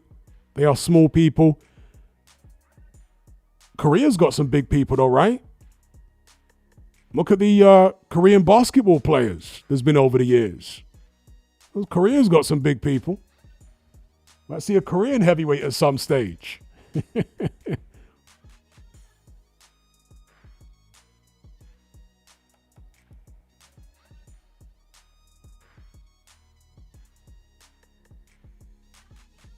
First Round Boxing says, I know you don't rate my guy Echo Esserman, but huge fight against Josh Taylor. Hopefully he doesn't get walked over.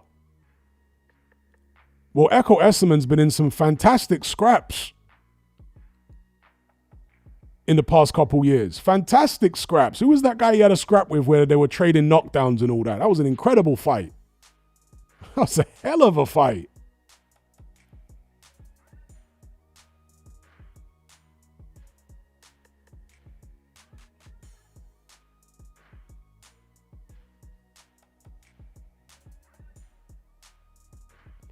Somebody concerned about farmed fish. It's easy to get, wild caught fish in the UK. Just go into the supermarket and look at the back of the package and it'll tell you if it's wild caught or not. There's loads of wild caught fish in the UK. And if you're that worried, go to the sea and catch some yourself.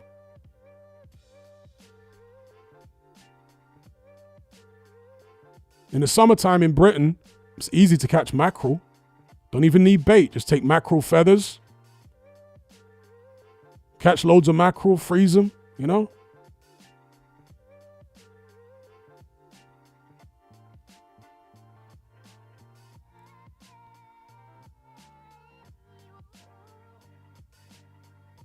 Shout out to all the anglers out there.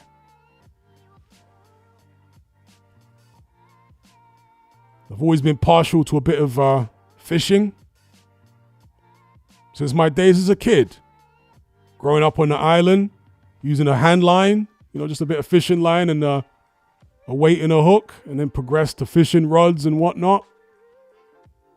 Shout out to Lawrence King for the super chat. He says, I visited the salmon farms in Chile and Vietnam, and you definitely want wild caught. Won't go into detail. Yeah, I always have wild caught. I mean, in Costa Rica, it's the standard. Wild caught is the standard, You live by the sea, the fishing boats come in all the time, and you just buy directly off them.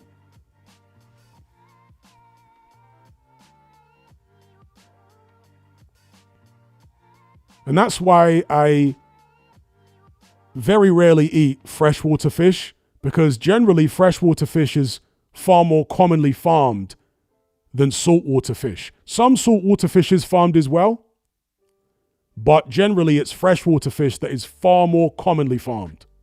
So salmon being one of the main examples of farmed fish. The majority of salmon you're going to find in the supermarket is farmed. Whereas a lot, not all, but a lot of the saltwater fish is actually wild caught by trawlers, sometimes even line. Like a lot of the tuna is line caught, but other fish like, cod and so on is net caught by trawlers. Some of it is farmed, but there's plenty of it that's wild caught.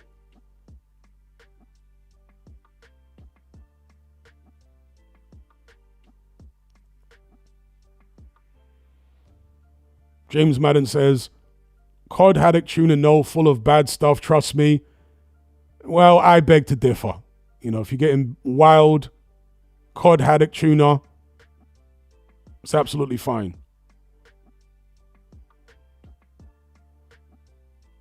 Black Dynamite says, give me grouper fish over salmon any day. Yeah, give me sea fish, saltwater fish over freshwater fish any day. And grouper is my favorite fish of all. Grouper's great. Kingfish is great. Now, there was a fish that I had in the Middle East.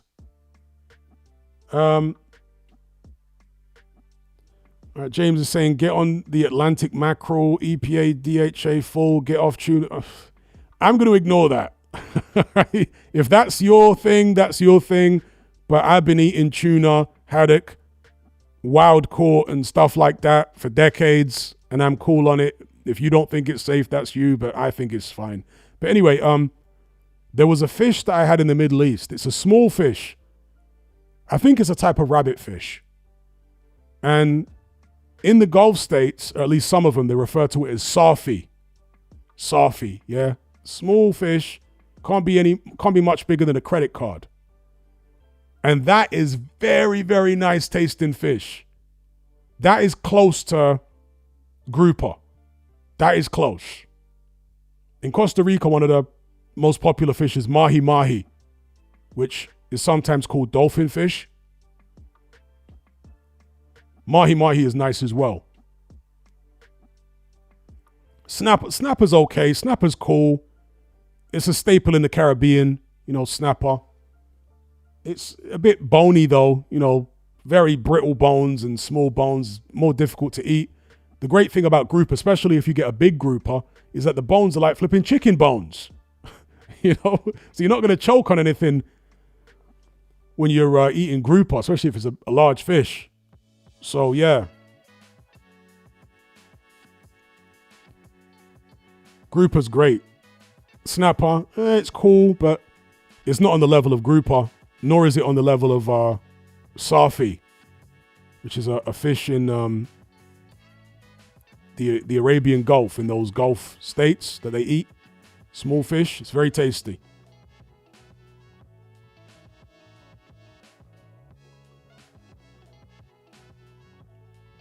Black Dynamite says, was the fish you had in the Middle East emperor fish? No, it wasn't emperor fish. It's a small fish, which I think in English is called some type of rabbit fish, but they call it safi.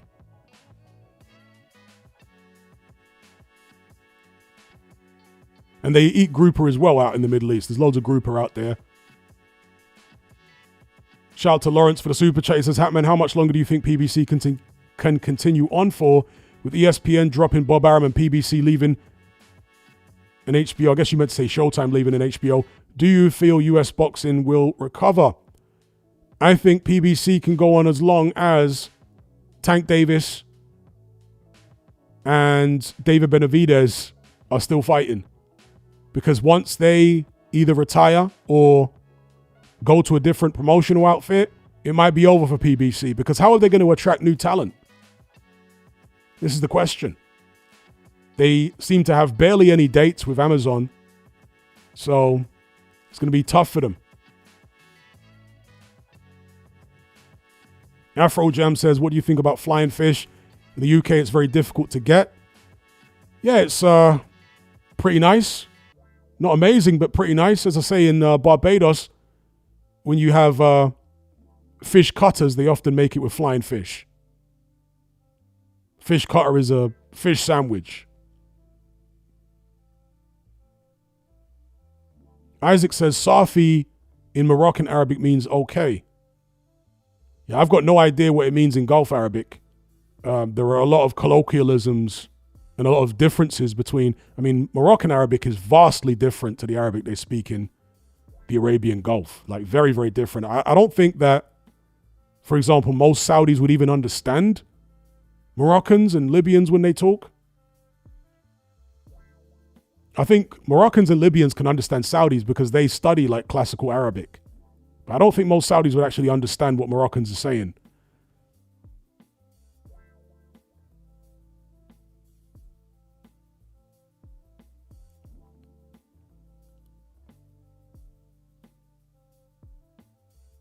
Shout out to Ola.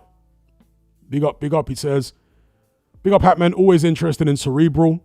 You can't preempt what topics get touched on, transcends boxing and sports generally. Yeah, I like to go off the beaten path a little bit. Shout out to Lawrence for the super chat. He says, have you listened to Lou DiBella's interview with Ariel Helwani? Some of it is sour grapes, but he also says some really interesting points about how boxing got to where it is today. I haven't seen that. What are the sour grapes in relation to, though? Is it sour grapes just in relation to the way his career has gone? Or is it directed towards particular figures within boxing? Eddie Hearn, maybe. Other promoters. Expand on that a little bit. Shout out to Lawrence for the super chat. Pennant says, Hatman, do you like ackee and saltfish? It's aight. It's aight. Ackee and saltfish is okay. It's nothing amazing.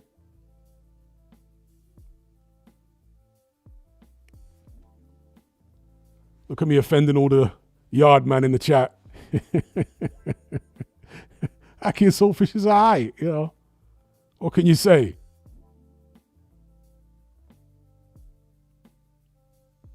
I grew up eating Jamaican food because so many of my friends are Jamaican, right?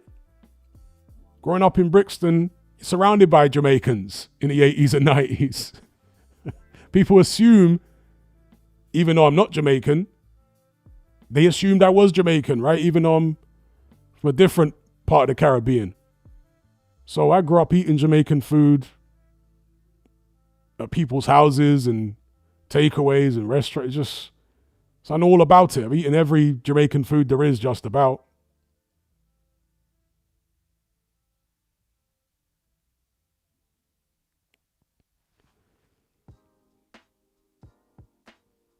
Omo Jr. says, Hatman, do you like jollof rice? Yeah, I love jollof rice. Especially Nigerian jollof. I'm not really a fan of Ghanaian jollof. At least the Ghanaian jollof I've had, because they burn it. Why is there this thing with certain West Africans where they like to burn the jollof so it tastes smoky? I don't like smoky jollof. That's the kind of rice that I would throw out, you know? Because the rice at the bottom is burned, and now the whole rice is got this horrible burnt taste to it. But like somehow there's a lot of West Africans that like smoky jollof, like burnt jollof. It's a weird thing. But the Nigerian jollof that I've had over the years was not burnt jollof. And it was very tasty. You know? The best jollof I've had has always been Nigerian jollof. Whenever Ghanaian people have cooked jollof for me, it's been like, nah. So Nigerian jollof for the win. And also I had a Sierra Leonean girlfriend back in the days, and the way she cooked jollof was amazing. Yeah, the way she cooked jollof was amazing, the Sierra Leonean girl that I had back in the days. And jollof, I believe, is originally from Senegal, isn't it? And they cook it differently as well in Senegal.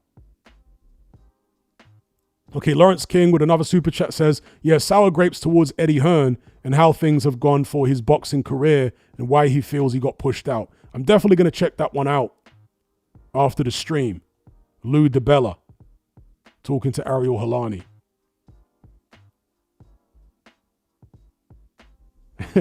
Isaac says, don't let the Ghanaians hear you say this. Almost says, speaking facts. Yeah, what is it with that burnt jollof thing?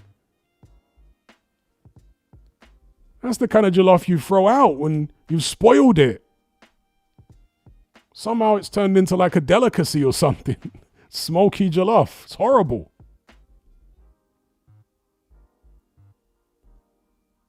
You know, I used to go to quite a nice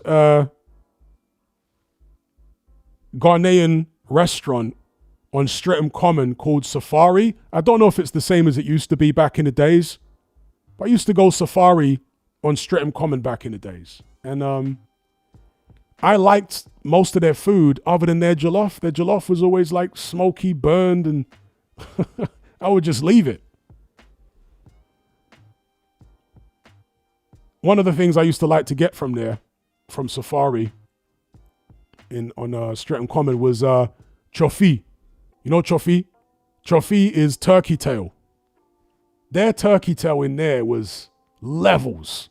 They had some like chili sauce thing that you would dip the chofi in. Yeah, levels.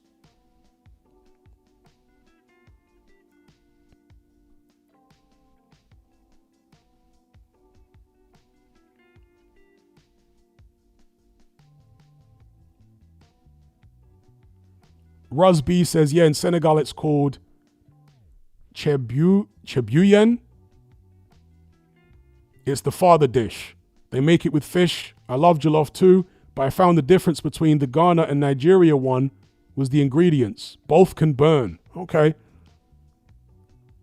I don't doubt you. It's just that the only time I've had burnt jollof was when Ghanaians made it. Whenever I've had Nigerian jollof, it's always been like normal, not burnt, you know, and way better. And also, I prefer jollof made with long grain rice. Because a lot of the time with Ghanaians, when I've had their jollof, they've made it with, and I'm sure both Nigerians and Ghanaians use both long grain and basmati, but I much prefer it when it's made with long grain rather than basmati.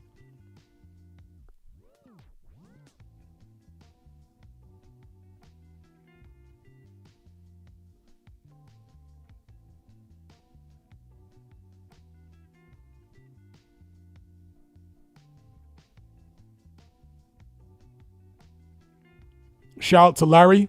Okay, he says he's been listening for ages, since lived in a room, and now he's moved to a new country, got his own place. I'm glad to hear about your progress. Which country are you living in, if you don't mind me asking?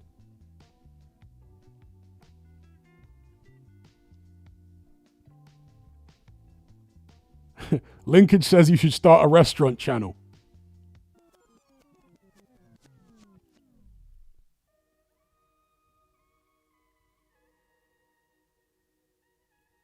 David says Nigerian jollof is fire though. Yeah. In my experience, Nigerian jollof is better than Ghanaian jollof. Just saying. And I'm a neutral. I ain't got no special allegiance either way.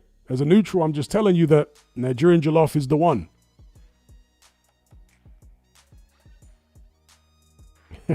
Grizz D said even the jollof in the pictures on Safari's website is burnt.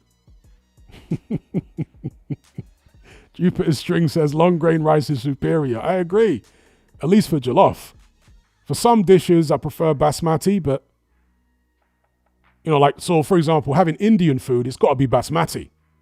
Do Indians even use long grain at all? I'm not sure, but for Indian food, it has to be basmati with their biryanis and stuff like that. Even for like Arabic food, with the food, you know, yeah, it has to be basmati. But when it comes to African food, or at least West African food, it's got to be long grain.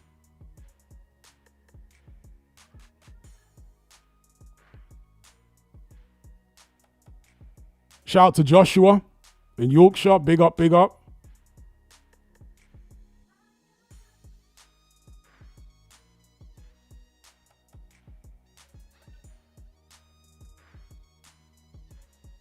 Ocean Blue says I generally prefer bulgur. Is that Turkish rice? I like the Turkish rice. It's kind of like long grain, isn't it? It's big grains. I like the Turkish rice. Or is it the Turkish couscous? Because Turkish rice is, again, the grains are big. Whenever I've had the rice from the kebab shop, Boss Man. I like their rice. Isaac says, wow, Hatman seems to have eaten food from everywhere. I'm trying.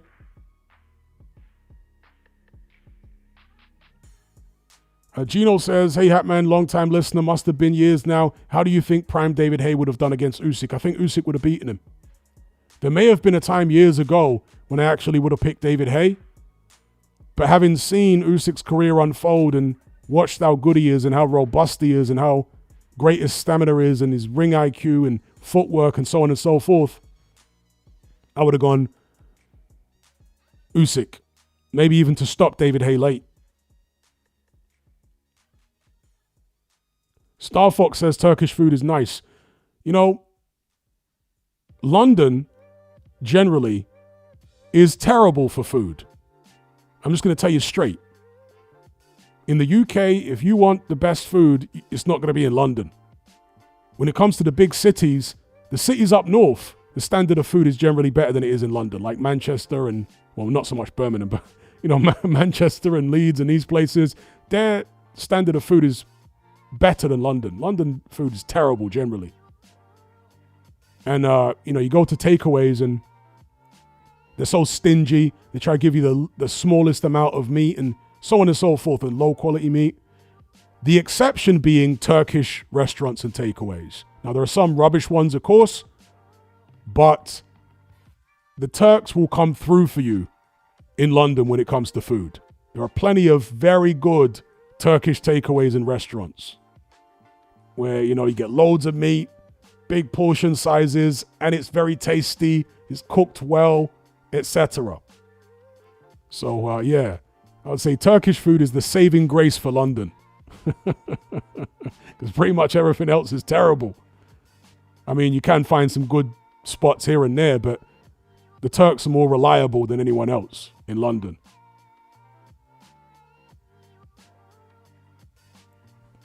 Oliver says, whenever I tune in, you guys are chatting about food. Yeah, we're done talking about boxing, you see? We've talked about all the boxing topics we can, and we end up talking about food or movies. Yeah, that's where it goes. Food, movies, and travel. And women.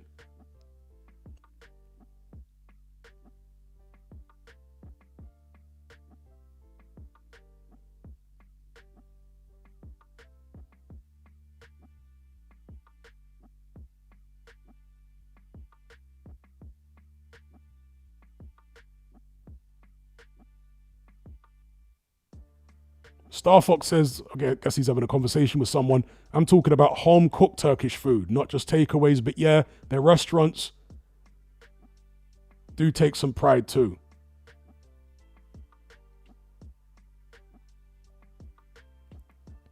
I'm telling you, the Turks will hold you down in London. That's where you can reliably go and get some good portion sizes, well-seasoned food, a hearty meal.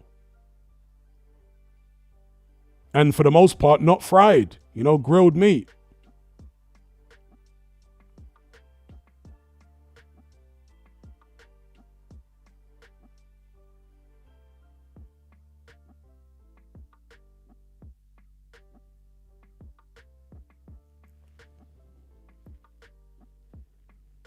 Joey says, Hatman, which country has the best kebabs?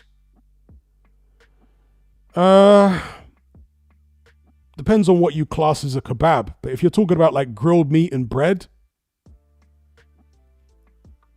I like Iranian food. Like their grilled meat, they have this grilled lamb that they do, which they make in a lot of the Gulf countries as well. But as I understand it, it's actually originally Persian. This grilled lamb that comes on skewers, but it's like really small cubes.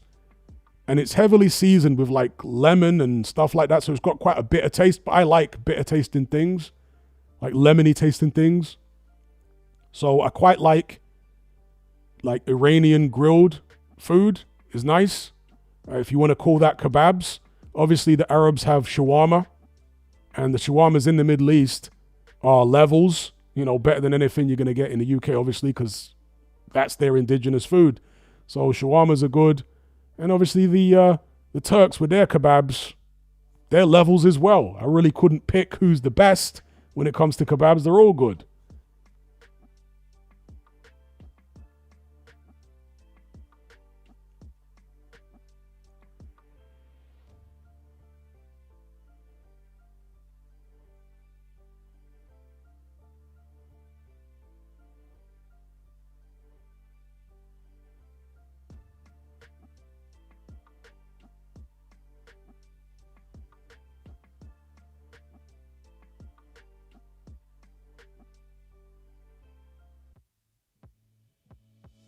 Jupiter String saying, Hatman, what is the worst nationality to marry culture-wise? I'd have to have dated or at least seen every nationality to give you the answer to that. James Wood says doner meat. There you go. A Yorkshire delicacy. The doner meat pizza. How about that? That must be a delicacy up in Sheffield and throughout Yorkshire. The doner meat pizza.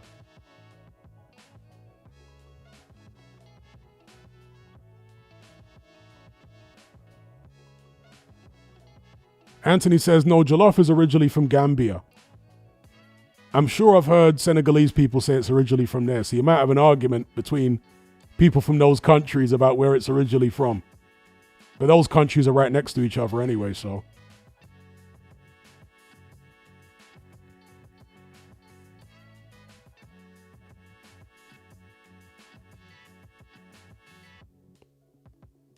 James Wood says the finest Yorkshire cuisine.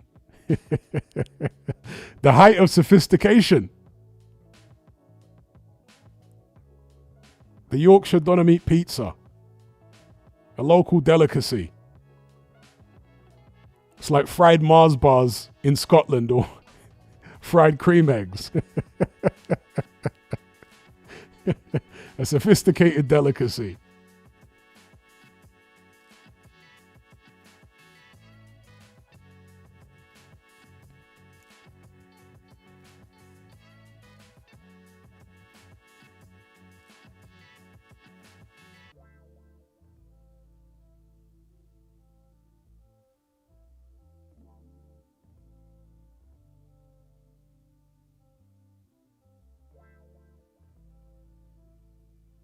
David says Filipino women are faithful and ride with you through your dark times. I can imagine that is true. And women from the Far East in general tend to be like that. From what I've heard and seen over the years, is their ride or die. And if you get a Filipino wife or a Thai wife, as long as it's actually a woman, a Cambodian wife, they're ride or die. I remember from back in the days. Oh my gosh, we got Boxing on the Edge on the chat. Big up Boxing on the Edge for the super chat. Salute Hatman, smashing the lives, love the food chat. You ever had an ancient grain called farro? I don't think so. Although I've eaten a lot of foods that I don't know the name of. So it's possible I have. But yeah. Shout out to Boxing on the Edge. If you guys haven't checked out his channel, make sure you do. He has unique content over there. Boxing stuff, music. Yeah, those of you who are into beat making, make sure you check out Boxing on the Edge. He has a couple of channels, but he posts his music on both, I think, now. The other one is called, oh God, I gave him the name for the channel. I can't even remember. It's a Rap Cinematic, excuse me. Rap Cinematic is his other channel. Check out his beats on there. He's a Ableton Live user. For those of you who like making beats on Ableton Live, Boxing on the Edge is an Ableton Live man. Whereas I'm a Pro Tools and Reason user. For those who are into beat making and sound engineering, audio engineering and what have you. But I've used many of the softwares over the years. FL Studio, Cubase. I've messed around with Ableton, but I've never really got into it. It's very different when you use Ableton compared to like traditional DAWs. Shout to Boxing on the Edge every time. As Star Fox says, has anyone ever eaten a deep fried Mars bar? Can't believe that's even a thing. As I type, Hatman calls it. Yeah, it's a thing in Scotland. Even now, as I understand it, it's like still a big thing in Scotland. Deep fried Mars bars and deep fried cream eggs and all that. Music 2000, that might be the first music software I ever used. In fact, no. It was either that, either Music 2000 was the first. No, the first one was Music. Before Music 2000, there was just one called Music on the PS1. And then Music 2000 came out later. So that might have been the first piece of music software I ever used. But he also had the Sony Walkman phone. The Sony Ericsson Walkman phone, where it had some like primitive beat making software on there. For those who remember that one.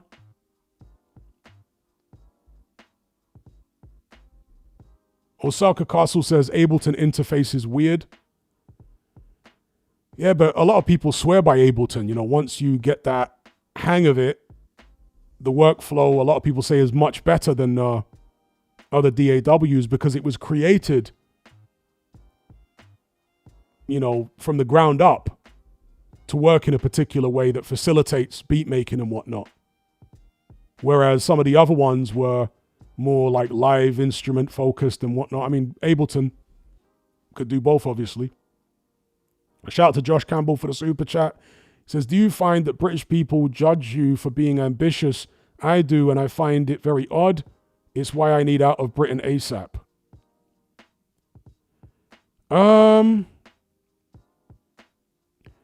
Before I answer that, somebody says, why was there no video on Boatsie's loss, or did I miss it? You missed it. I talked about Boatsie's loss on the actual night because I did a live stream where I was doing commentary on the fights during the actual event.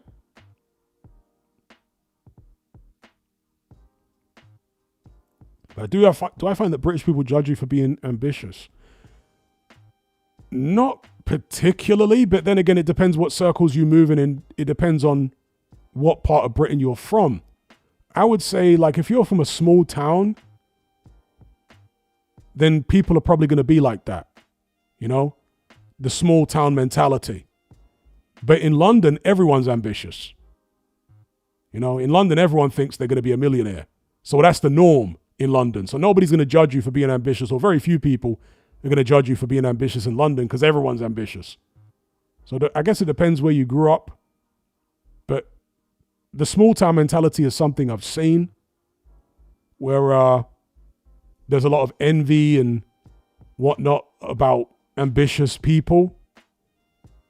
They don't want you to be the one who actually succeeds from the little small town and breaks out of their little bubble where nobody does much or achieves much. Do you know what I mean?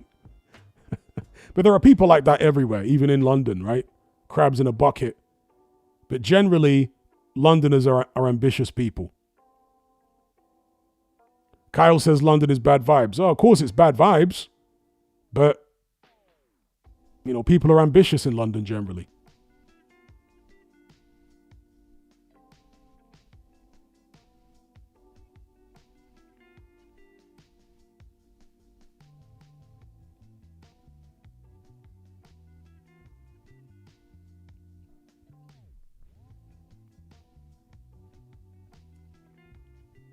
Dev Star says no Scottish person actually eats that. Well,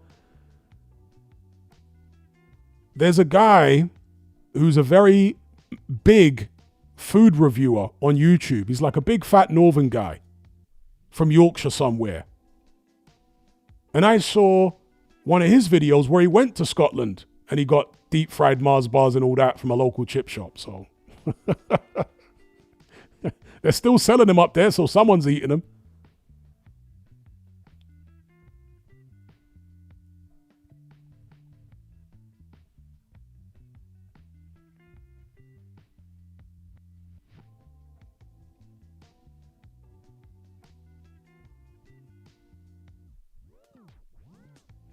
Matt says in small towns, it's really like that. My last 5 generations have all been born and died in the same small town.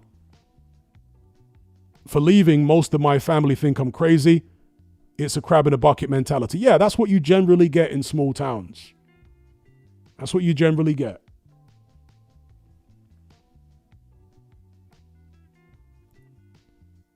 Rate my takeaway. That's the guy. Osaka Castle. Yeah. Rate my takeaway. You know, these food review guys who eat as much as Rate My Takeaway, and there's another one in America, a black American guy called Dame Drops. It's kind of a weird catch-22 for those guys because they're literally eating their way into an early grave, but at the same time, they're making loads of money because their channels are really popular. Dame Drops got a huge channel. The American guy eating all the junk food and fast food, and Rate My Takeaway doing the same thing in the UK.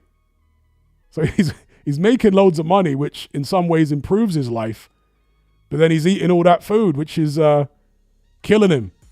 Not so slowly, you know?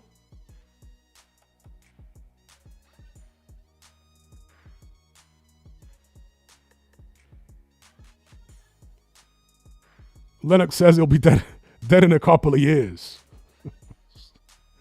Well, you know, let's pray for him. Drinks fizzy drinks like a cow. Yeah. Rate My Takeaway. I'm amazed by how much he eats, you know? Ocean Blue says like Fisher Sr. Yeah, Fisher Sr. is crazy. The size of them Chinese orders he's coming in with. Madness. Josh Campbell says, I'm Scottish. Well, with a name like Campbell, you should be. Says, I'm Scottish and it's a rare thing that people eat. They're sold, yes, but we don't really eat them a lot. Scottish diets are garbage, though. Maybe you're from a nice area. What if you go down to like Govan in Glasgow? Do they eat them a lot there? Fried Mars bars and whatnot? Because generally in poor areas, diets are worse. And health is generally worse in poor areas, right? So if you go down to like them council estates with the tower blocks in Glasgow, maybe they're eating the fried Mars bars down there.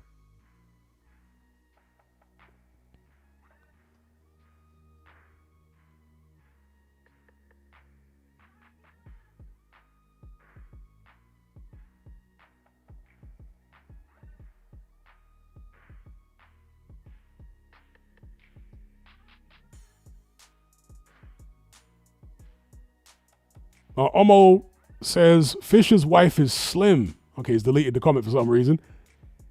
Well, I remember, you know, normally you don't get, I mean, sometimes you get two fat parents, yeah. But it's quite common to see one skinny parent and a fat one.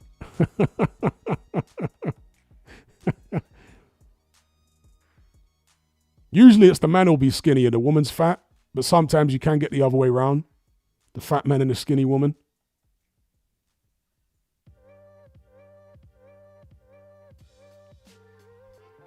Okay, Josh Campbell says, bro, I'm from Glasgow. Okay. A proper scheme in Glasgow too.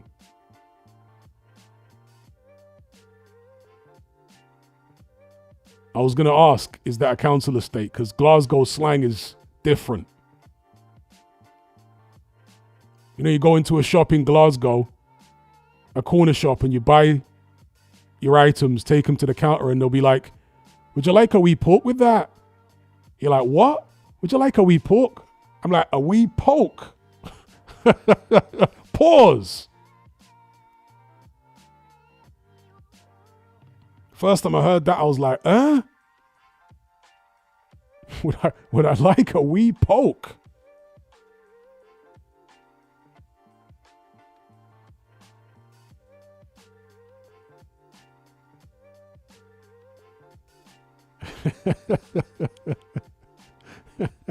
Shout out to anyone who knows what that means.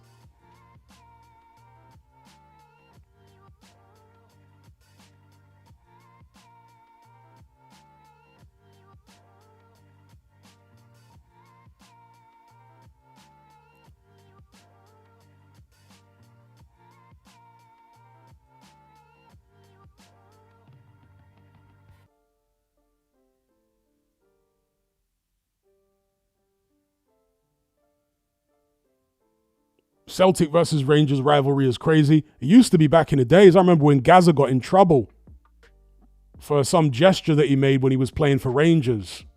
And he got like death threats and stuff like that because he didn't understand the like cultural nuances with that Celtic versus Rangers beef. He found himself in trouble.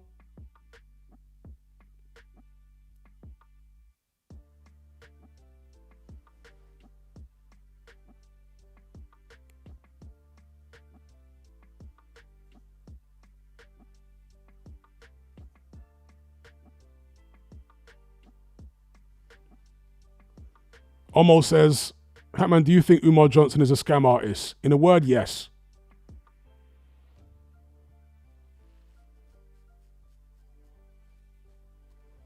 Mr. Riri says, students in Scotland leaving uni with 0 student debt. Students in England leaving with 60k debt to blows and skirt.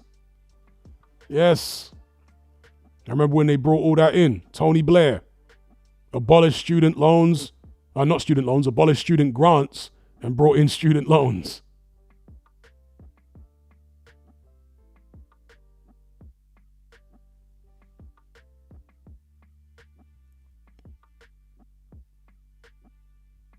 Base says Umar Johnson has tapped into his meme bag to make money. Yeah, he just tells black American women what they want to hear for the most part. That's his bag. And that's where most of his donations come from. David says that Umar daughter was roasting him a few days ago. It was lit.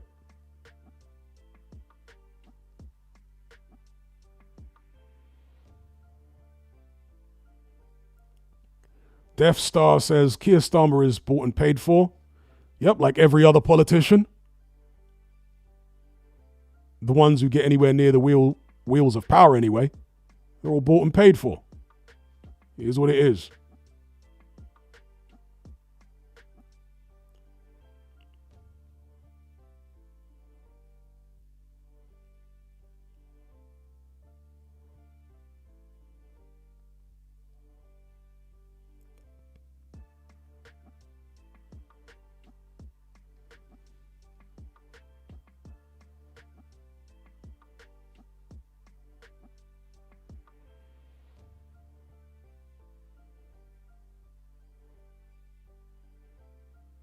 All right, peeps, I'm going to close the curtain on this one.